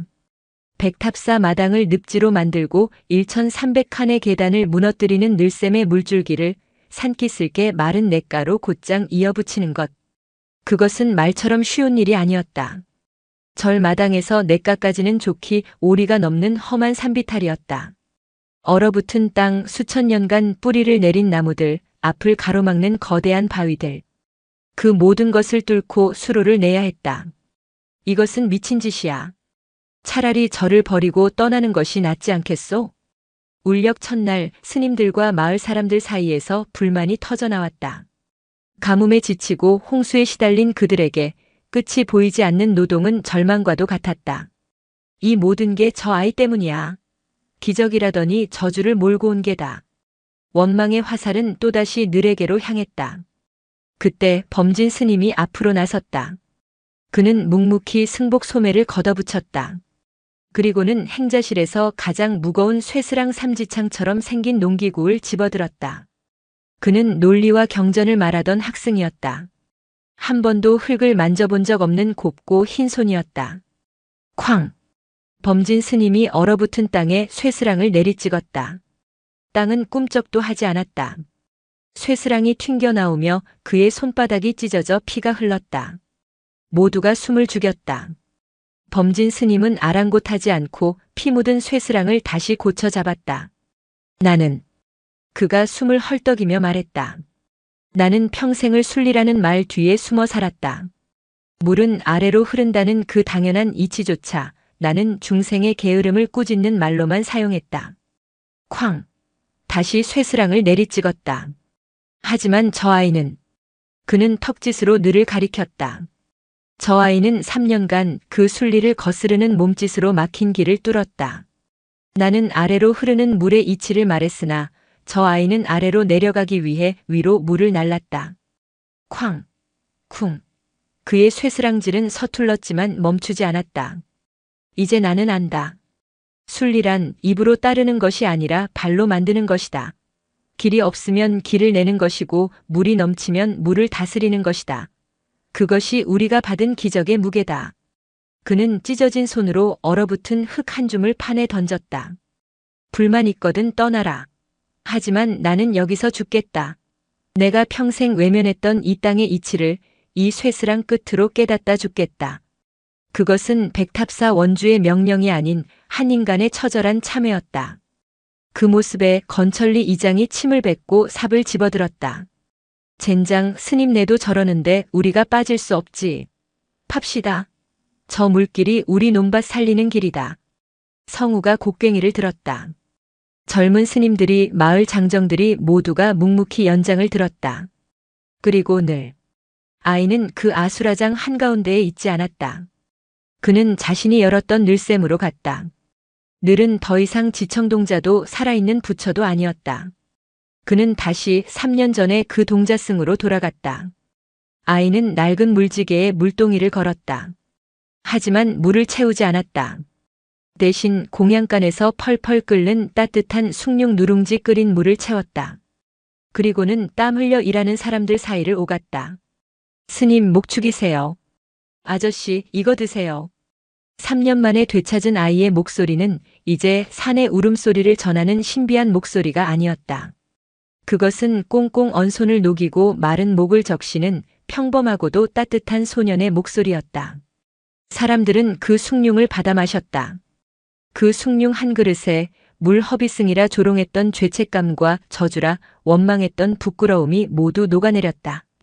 그래 하자. 해보자. 쇠스랑과 곡괭이 소리가 반월산에 울려 퍼졌다. 그들은 미친 듯이 일했다. 밤에는 횃불을 밝혔고 얼어붙은 땅에는 모닥불을 피워 녹여가며 팠다. 범진 스님의 손은 피딱지가 않고 다시 터지기를 반복해 농부의 손보다 더 거칠어졌다. 성우의 어깨는 물지개 대신 곡괭이 자국으로 굳은 살이 박였다. 늘은 그들 곁을 떠나지 않고 숭늉을 나르고 작은 돌을 날랐다. 기적이 일어난 지 닷새째 되던 날, 그들이 돌아왔다. 도성의 내수사 판관과 금군들이었다. 이번에는 그 수가 더 많았고 위세는 살벌했다. 이게 다 무슨 소란인가? 판관은 절 마당을 가로지르는 거대한 흙더미와 흙탕물 범벅이 된 스님들을 보고 경악했다. 임금님께 상납할 귀한 물을 이따위 진흙탕으로 만들고 있었단 말인가. 당장 그 아이를 내어놓고 이 산의 관리를 내 수사에 넘기시오. 판관이 칼을 빼들었다. 금군들이 스님들을 에워쌌다. 범진 스님이 쇠스랑을 든 채 그 앞을 막아섰다. 그의 몰골은 흙에 젖은 중이 아니라 싸움터에서 구른 장수와 같았다.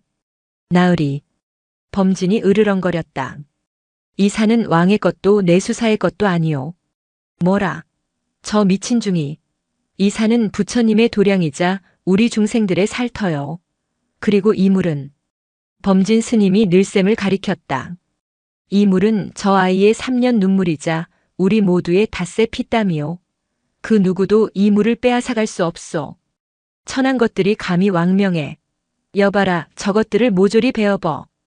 판관의 말이 끝나기도 전에 콱 마이너스. 산이 울었다.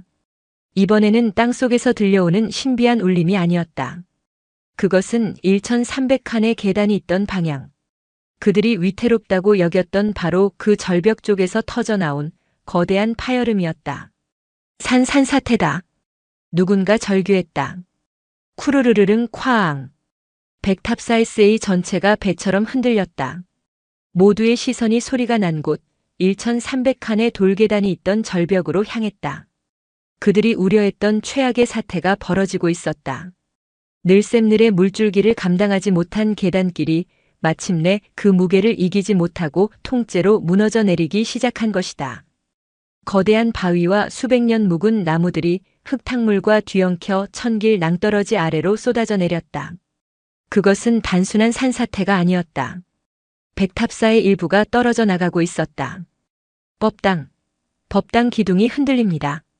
계단길과 가장 가깝게 붙어있던 대웅전의 처마가 기우뚱거렸다. 피해라. 모두 마당으로 피해라. 범진 스님이 소리쳤다. 절의 존립 자체가 위태로운 순간 그들을 위협하던 금군들조차 말도 버리고 마당 한가운데로 도망쳐 나와 납작 엎드렸다. 오만했던 판관의 얼굴은 새하얗게 질려 있었다. 모두가 공포에 떨며 거대한 자연의 분노 앞에 다음 차례를 기다릴 뿐이었다. 그때였다. 아직이요. 범진 스님이 흙먼지 속에서 피를 토하듯 외쳤다. 그는 무너지는 절벽을 본 것이 아니었다. 그는 자신들이 파던 수로를 보고 있었다. 산사태의 충격으로 그들이 파던 수로의 마지막 둑이 일부 무너져 내렸다. 그리고 그 틈새로 늘샘의 물줄기 일부가 새어나오기 시작했다. 지금이다. 범진 스님이 쇠스랑을 치켜들었다. 저 둑을 터뜨려야 한다. 저 물이 낭떠러지로 가기 전에 우리가 만든 길로 돌려야 한다. 그것은 광기였다. 산이 무너지는 와중에 그 재앙의 근원인 물줄기를 막기는커녕 오히려 더 크게 터뜨리려 하고 있었다. 성우야. 이장. 어서. 범진 스님은 이미 죽음을 각오했다. 그는 무너지는 절벽을 등지고 마지막 남은 둑을 향해 달려들었다. 이왕 죽을 거 길이라도 내고 죽자. 성우와 건천리 이장이 눈이 뒤집힌 채 그 뒤를 따랐다. 미쳤구나. 다들 미쳤어. 판관이 비명을 질렀다. 범진과 성우 이장. 세 사람이 마지막 흙더미에 쇠스랑과 곡괭이와 삽을 동시에 내리꽂았다. 와르르르 마이너스. 둑이 터졌다. 마침내 늘샘에서 뿜어져 나오던 거대한 물줄기가 방향을 틀었다. 그것은 더 이상 백탑사 마당을 늪지로 만들거나 1300칸의 계단을 무너뜨리지 않았다. 물은 그들이 닷새간 피땀으로 파낸 새 수로를 만났다. 콱 마이너스. 거대한 용이 몸을 틀 듯 물줄기는 그들이 만든 길을 따라 산비탈을 내달리기 시작했다. 그것은 끔찍한 속도였다. 물이 수로를 깎아내며 거대한 흙탕물 급류가 되어 산 아래로 돌진했다. 따라가라. 물이 어디로 가는지 봐야 한다. 범진 스님과 사람들은 넋을 잃고 그 물줄기를 따라 산을 뛰어내려갔다. 무너지는 백탑사도 공포에 질린 금군들도 모두 잊었다. 물은 그들이 의도한 대로 정확하게 산기슭 마른 냇가의 시작점에 닿았다. 쏴 마이너스.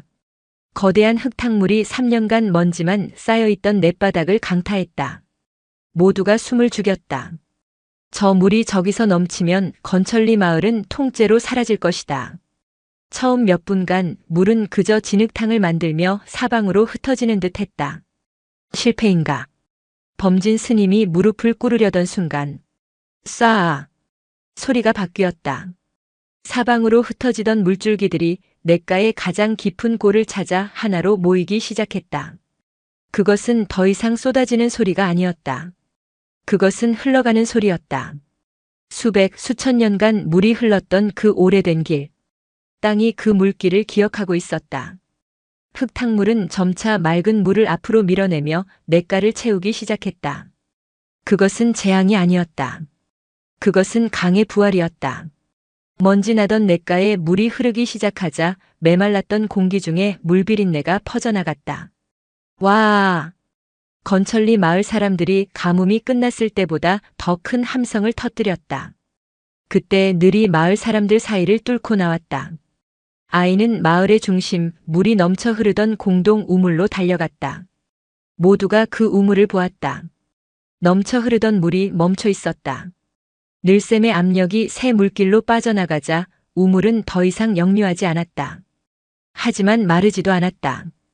우물 안에는 맑은 물이 적당히 딱 마시기 좋을 만큼 차올라 고요히 일렁이고 있었다. 안정을 되찾은 것이다. 그때 저 멀리 백탑사 쪽에서 마지막 산울림이 들려왔다. 쿵. 1300칸의 계단길은 완전히 사라졌다.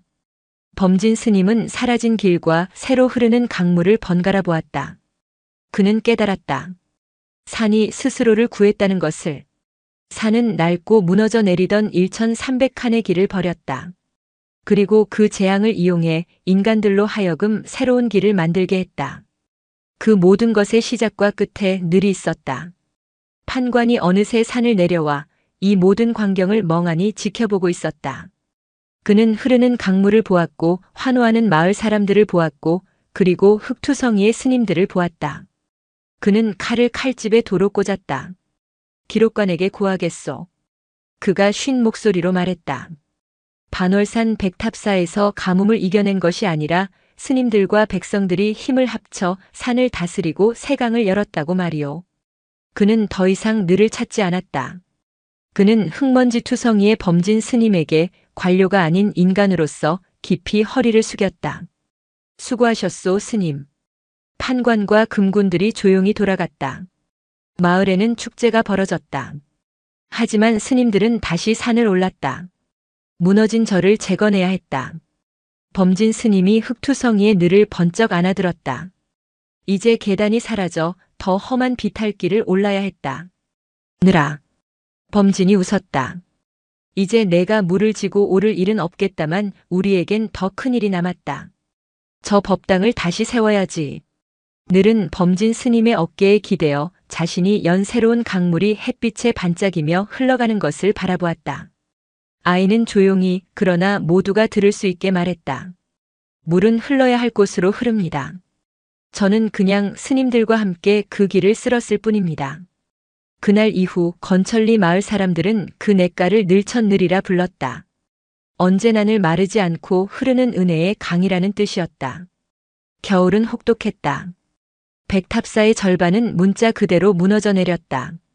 1300칸의 계단이 있던 자리는 이제 거대한 암석과 흙더미가 뒤엉킨 아찔한 절벽 사면이 되었다. 대웅전은 기둥뿌리가 드러나 위태롭게 한쪽으로 기울었다. 기적의 대가는 절의 심장을 도려냈다. 하지만 아무도 절을 떠나지 않았다. 무너진 것은 계단이지 부처님의 마음이 아니오. 범진 스님의 쩌렁쩌렁한 목소리가 새벽 공기를 갈랐다. 그는 더 이상 경전을 읽는 학생이 아니었다. 흙먼지를 뒤집어 쓴 쇠스랑을 든 백탑사의 수호신 그 자체였다. 늘천늘이 열린 다음 날부터 절과 마을은 하나가 되었다. 늘샘늘은 더 이상 재앙이 아니었다. 산사태로 낡은 길이 무너지자 물은 스스로의 무게로 땅을 파고들어 그들이 닷새간 피땀으로 낸 수로를 더욱 깊고 단단하게 다듬었다. 이제 물은 정확하게 늘천으로 흘러들어가 건천리의 마른 들판을 적시는 생명수가 되었다. 문제는 백탑사로 오르는 길이었다. 유일한 통로였던 1300칸의 계단이 사라졌다. 절은 문자 그대로 고립되었다. 길을 내야 합니다. 건천리 이장이 범진 스님에게 말했다. 이제 우리 차례입니다. 3년간 저 보살님들이 우리에게 물길을 내주었으니 이제 우리가 스님들께 하늘길을 내어드려야지요. 그들은 계단이 있던 자리를 포기했다. 그곳은 너무 가파르고 위험했다. 대신 그들은 산의 능선을 따라 완만하게 돌아가는 새로운 길을 내기 시작했다. 그것은 1300칸의 직선이 아니라 수만 보의 곡선이었다. 울력은 11장에서의 사투와는 달랐다. 그때는 절망 속에서 길을 뚫는 것이었다면 지금은 희망 속에서 길을 다듬는 것이었다. 범진 스님은 더 이상 홀로 쇠스랑을 들지 않았다. 그는 거대한 바위를 깨는 정을 잡았고 성우가 그 옆에서 망치를 내리쳤다. 스님, 손 비키세요. 으라차, 쾅, 쾅. 성우의 망치질에는 더 이상 조롱이나 죄책감이 없었다. 오직 굳건한 신뢰와 동지에만 있었다. 늘늘도 그들 곁에 있었다. 아이는 더 이상 기적의 중심이 아니었다. 그는 다시 가장 낮은 곳으로 돌아갔다. 늘은 낡은 물지개를 고쳐맸다. 하지만 그 안에는 늘샘의 물이 담기지 않았다. 그는 이제 물을 옮기는 일을 하지 않았다. 물은 스스로 흘러갔기 때문이다. 대신 아이는 길을 내는 스님들과 마을 사람들이 벗어놓은 해진 집신을 날랐다. 여기 새 집신이요. 찬밥이지만 주먹밥 만들었어요. 아이의 목소리는 맑았고 평범했다. 사람들은 더 이상 그를 지청동자라 부르지 않았다. 그들은 그저 고맙다 느라 하고 웃으며 주먹밥을 받아 먹었다. 기적은 그렇게 땀 냄새 나는 일상 속으로 스며들었다. 길을 내는 동안 그들은 많은 것을 발견했다. 산 능선을 따라 땅을 파헤치자 예전에는 보지 못했던 풍경이 드러났다. 저길 보시오. 저 멀리 서해 바다가 보이네. 이쪽에서는 건천리 논밭이 한눈에 다 들어오는군. 우리 밭이 저기였구나. 1300칸의 계단은 오직 자신의 발끝과 고통스러운 숨소리만 보고 오르던 고행의 길이었다. 새로 난 길은 힘들지만 함께 땀 흘리며 서로의 마을을 바라보고 먼 바다를 꿈꾸는 소통의 길이었다. 범진 스님은 정을 내리치다 말고 문득 그 풍경을 바라보았다. 그는 평생 이치를 찾아 경전 속을 헤맸다. 하지만 지금 그는 이 길 위에서 진짜 이치를 깨닫고 있었다. 길이란 가장 빠른 지름길이 아니었다. 함께 걸을 수 있고 서로를 바라볼 수 있는 길. 그것이 진짜 길이었다. 그때 저 아래 늘천에서 아이들의 웃음소리가 바람을 타고 올라왔다. 가뭄으로 죽어가던 마을에 이제는 물고기가 뛰놀고 아이들이 멱을 감고 있었다. 범진 스님은 땀을 훔치며 웃었다. 찢어진 손바닥의 상처가 아물며 간지러웠다. 14장 봄 그리고 조실 스님의 가르침. 혹독했던 겨울이 가고 반월산의 봄이 찾아왔다. 늘천늘은 마르지 않았고 그 물을 머금은 건천리 들판은 유례없는 풍요를 맞았다. 벼 이삭은 더욱 튼실했고 사람들의 얼굴에는 수심 대신 감사의 미소가 흘렀다. 백탑사도 제 모습을 되찾았다. 무너진 대웅전은 마을 사람들의 도움으로 더 단단하게 재건되었다.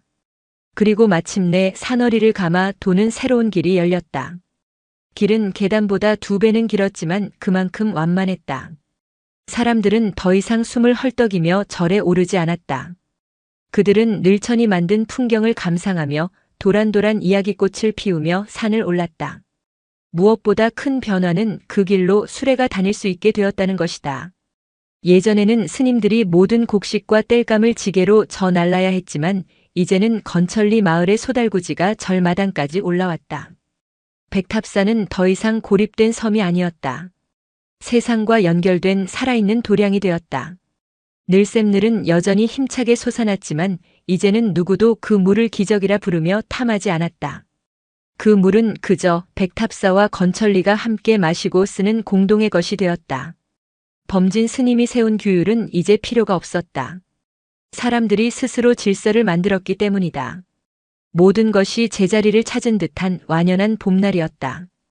그날 오후 조실 스님 지명이 3년 전 벼락이 치던 그날 이후 처음으로 늘과 범진을 함께 불렀다. 노승은 재건의 소란 내내 처소에 머물며 묵묵히 그 과정을 지켜볼 뿐이었다. 스님 부르셨습니까? 범진 스님은 이제 완연히 그을린 얼굴과 굵어진 손마디를 한 수행자이자 노동자의 모습이었다. 12살이 된 늘은 그새 키가 훌쩍 자라 범진 스님의 어깨께에 닿았다. 앉거라. 지명 스님은 앙상한 손으로 찻잔을 내밀었다. 범진아. 예, 스님. 너는 이제 무엇이 보이느냐? 범진 스님은 잠시 생각에 잠겼다.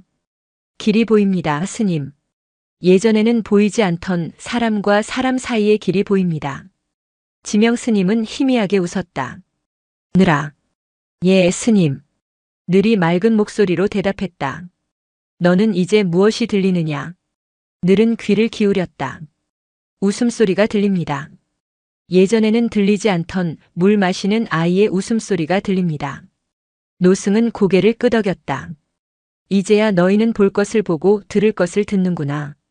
범진 스님이 조심스럽게 물었다.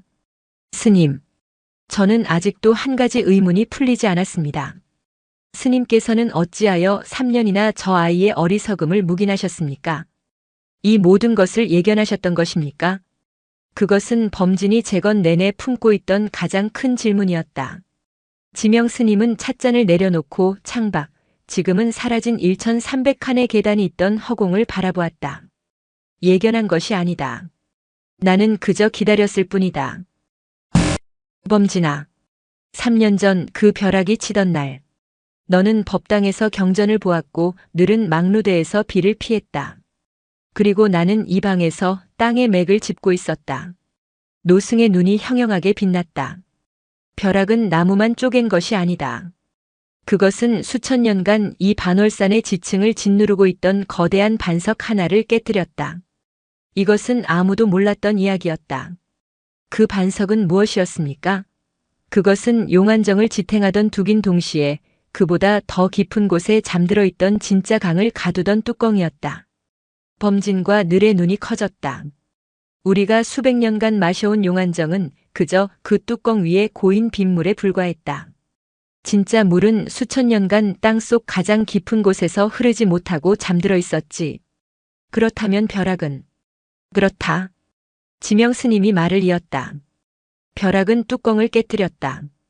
그래서 용안정에 물고인 빗물은 그 깨진 틈으로 새어나가 마르기 시작했고 가뭄의 시작, 동시에 그 틈 죽은 나무 구멍은 수천 년 잠자던 진짜 강대수맥으로 이어진 유일한 통로가 되었다. 범진 스님은 숨을 쉴 수 없었다. 저는 늘이 그저 막힌 용안정의 물길을 뚫는다고만 생각했습니다. 그런데 아니다. 지명 스님이 단호하게 말했다. 늘은 낡은 샘을 고친 것이 아니다. 늘은 새로운 강을 깨운 것이다. 늘이 3년간 부은 물은 그 깨진 틈을 타고 내려가 잠자던 강의 둑을 갉아낸 것이다. 마지막 물 한 동이가 마침내 그 둑을 무너뜨렸고 수천 년의 물이 지상으로 뿜어져 나오게 한 것이다. 그것이 늘샘의 정체다. 범진 스님은 전율했다. 그는 늘을 바라보았다. 저 작은 아이가 3년간 묵묵히 해온 일이 고작 샘물 하나를 살린 것이 아니라 산의 지지를 바꾸고 새로운 강을 탄생시킨 일이었다니. 지명 스님이 늘의 머리를 쓰다듬었다. 나는 벼락치던 날 땅의 맥이 바뀐 것을 알았다. 낡은 것이 죽고 용안정, 거대한 것이 깨어날 기미 대수맥을 보았지. 허나 나는 늙어 그 틈에 물을 부을 힘이 없었다. 그런데 늘 내가 그 일을 시작하더구나. 너는 산의 울음소리를 들었다고 했지. 그것은 낡은 것이 죽어가는 비명이 아니라 새로운 것이 태어나고 싶어 몸부림치는 진통 소리였다. 노승은 범진을 바라보았다. 나는 도박을 한 것이다. 이 산의 운명과 백탑사의 명운을 저 아이의 작은 물동이 하나에 건 것이야. 내가 어리석다고 비난할 때 나는 그 어리석음이 세상을 바꿀 유일한 힘임을 알았기에 그저 기다렸을 뿐이다. 조실 스님의 고백은 범진 스님이 50년간 쌓아온 세계를 다시 한번 뒤흔들었다. 그는 늘이 순리를 거스른다고 비난했었다. 하지만 늘은 그 누구보다 더 깊은 태동하는 새로운 순리를 따르고 있었던 것이다. 범진 자신이 낡은 이치에 갇혀 새로운 이치를 보지 못했을 뿐이었다. 나는 죽은 나무만 보았고 아이는 태어날 강을 보았다. 범진 스님은 방바닥에 엎드렸다. 스님, 제가 어리석었습니다. 그는 진심으로 지명 스님과 늘 두 사람에게 동시에 참회했다. 지명 스님이 그를 일으켜 세웠다. 일어나거라, 범진아. 너의 이치가 없었다면 그 거대한 기적 늘샘은 재앙산 사태로 끝났을 것이다. 너의 규율이 있었기에 우리는 그 물을 다스려 늘천이라는 길을 낼 수 있었다.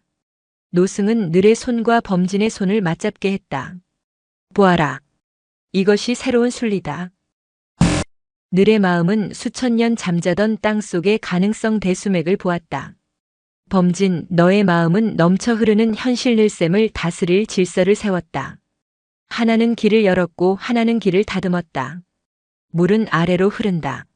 지명 스님이 창밖의 늘천을 바라보며 나지막이 말했다. 우리는 모두 그 이치를 안다고 생각했다. 나는 그것이 받아들임이라 생각했고 너는 그것이 법도라 생각했다. 하지만 늘은 우리에게 진짜 뜻을 보여주었다. 노승은 맞잡은 두 사람의 손을 두드렸다. 물은 그저 아래로 흐르는 것이 아니다. 물은 가장 낮은 곳을 향해 흐른다. 그리고 그 가장 낮은 곳이란 정해져 있는 운명이 아니다. 그것은 우리가 선택하는 마음이다. 늘은 자신의 물동이로 건천리라는 가장 낮은 곳을 선택했다. 그 순정한 마음이 3년간 멈추지 않고 벼락의 틈을 두드리자 마침내 수천 년의 강물이 응답하여 그 가장 낮은 곳으로 함께 흘러가기 시작한 것이다. 범진아, 늘아. 잊지 말거라. 노승의 마지막 가르침이었다. 진심으로 쏟은 물은 반드시 세상을 적신다. 마음도 마찬가지다. 마음도 물처럼 가장 낮은 곳으로 흘러야 한다.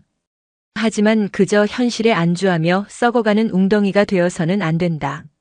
늘 내가 그랬듯이 세상의 아픔이라는 틈을 외면하지 말고 그 틈으로 너의 진심을 쏟아부어라. 잠들어 있는 세상의 가능성을 깨워라. 세상은 위에서 정해진 대로 흘러가는 것이 아니라 그렇게 가장 낮은 곳으로 향하는 우리의 마음에서부터 비로소 흘러가기 시작하는 것이다. 그로부터 수십 년의 세월이 흘렀다. 조실 스님 지명은 늘천이 흐르는 것을 보며 평화롭게 입적했다. 범진 스님은 백탑사의 큰 어른이 되었다. 그는 경전의 논리와 땀 흘리는 노동이 둘이 아님을 깨달은 지혜와 자비를 겸비한 노승이 되었다. 성우는 듬직한 중년의 스님이 되어 범진의 뒤를 이어 절의 살림을 맡았다. 그는 여전히 입버릇처럼 늘 저 녀석은 말이야 하고 투덜거렸지만 그 누구보다 늘을 아끼고 따랐다. 그리고 늘은 지청동자도 살아있는 부처도 되지 않았다. 그는 그저 백탑사의 늘 스님으로 남았다. 그는 말을 완전히 되찾았지만 여전히 말수가 적었다. 대신 그는 늘천의 물소리를 듣는 것을 좋아했다. 아이가 더 이상 산의 진통을 듣지 않게 되었을 때 그의 귀는 다시 세상의 평범한 소리들을 듣기 시작했다. 봄이 오면 그는 재건된 대웅전 처마 밑에 앉아 풍경 소리를 들었다. 여름이면 늘천에서 멱 감는 아이들의 웃음소리를 들었다. 가을이면 새로 난 길을 따라 올라오는 수레의 삐걱임과 풍년을 감사하는 마을 사람들의 노랫소리를 들었다. 겨울이면 범진 스님과 함께 화로에 앉아 장작 타는 소리를 들었다. 1300칸의 계단이 있던 자리는 이제 세월이 흘러 온갖 들꽃과 이끼가 만발한 아름다운 협곡이 되었다. 어느 맑은 날 늘과 성우가 늘천가에 앉아 공양간에서 쓸 물을 씻고 있었다. 햇살에 반짝이는 강물은 수십 년 전 그날처럼 힘차게 흘러가고 있었다. 성우가 물을 벅벅 닦으며 말했다. 허허, 오늘따라 물소리가 유난히 시끄럽구먼. 그만 좀 흐르지. 늘이 씻은 물을 물끄러미 바라보다가 피식 웃었다. 그리고는 흐르는 강물에 손을 담갔다. 아니야, 성우야. 늘이 말했다. 시끄러운 게 아니라 그냥 기분이 좋은 거야. 그는 하늘을 한번 올려다보고 강물이 흘러가는 먼 곳을 바라보았다. 모든 것은 그저 흘러야 할 곳으로 흐르는 것뿐이야. 두 스님의 웃음소리가 멈추지 않는 강물 소리와 함께 반월산에 울려 퍼지고 있었다. 영상이 마음에 드셨다면 구독과 좋아요, 댓글 부탁드립니다.